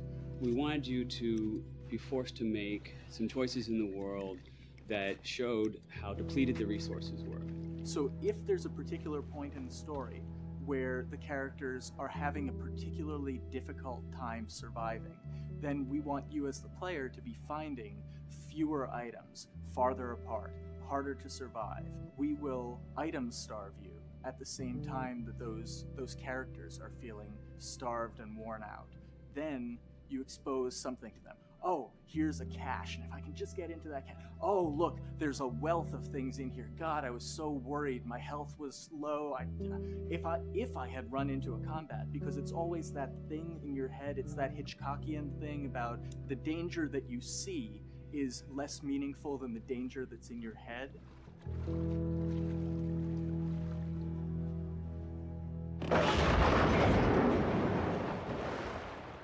When we're designing the levels, you know, it's nice to have the stuff that we know people are going to encounter. You know, we kind of call this some of the critical path stuff. These are the things that 9 out of 10 players are going to find. They're right in the way. It's where you have to go. And then whenever designing a level, you want to have that little nook and cranny, right? You want to reward the player being like, oh, you went over here.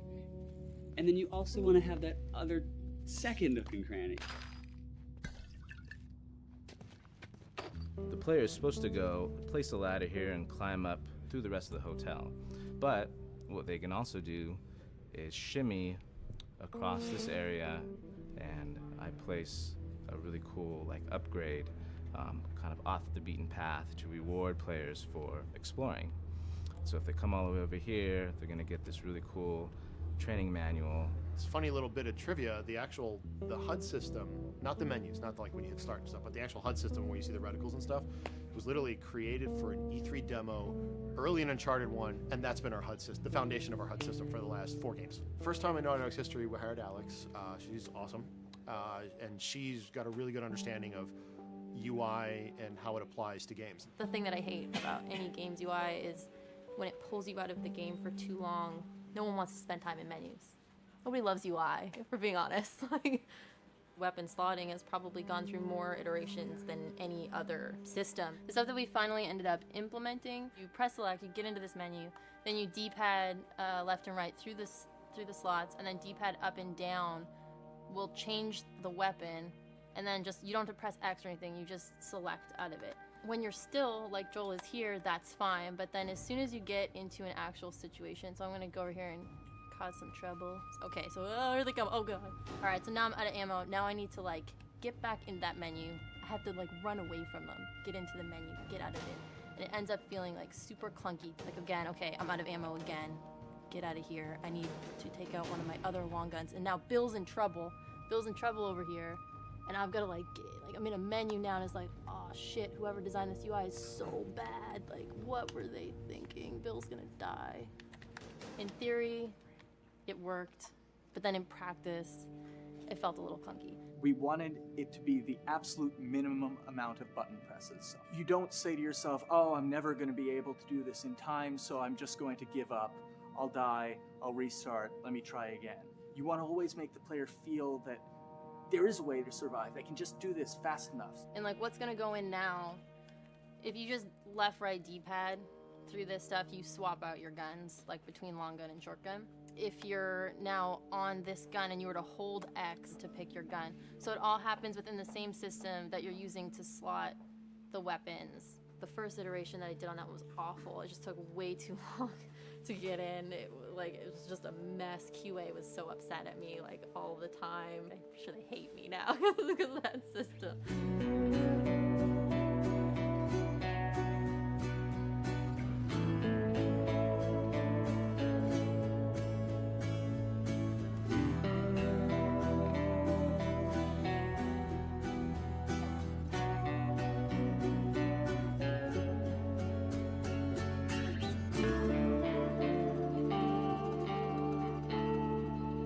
I think the way the industry is kind of maturing and changing in general, you're seeing a lot more focus and importance on refinement and polish. So having internal QA really helps.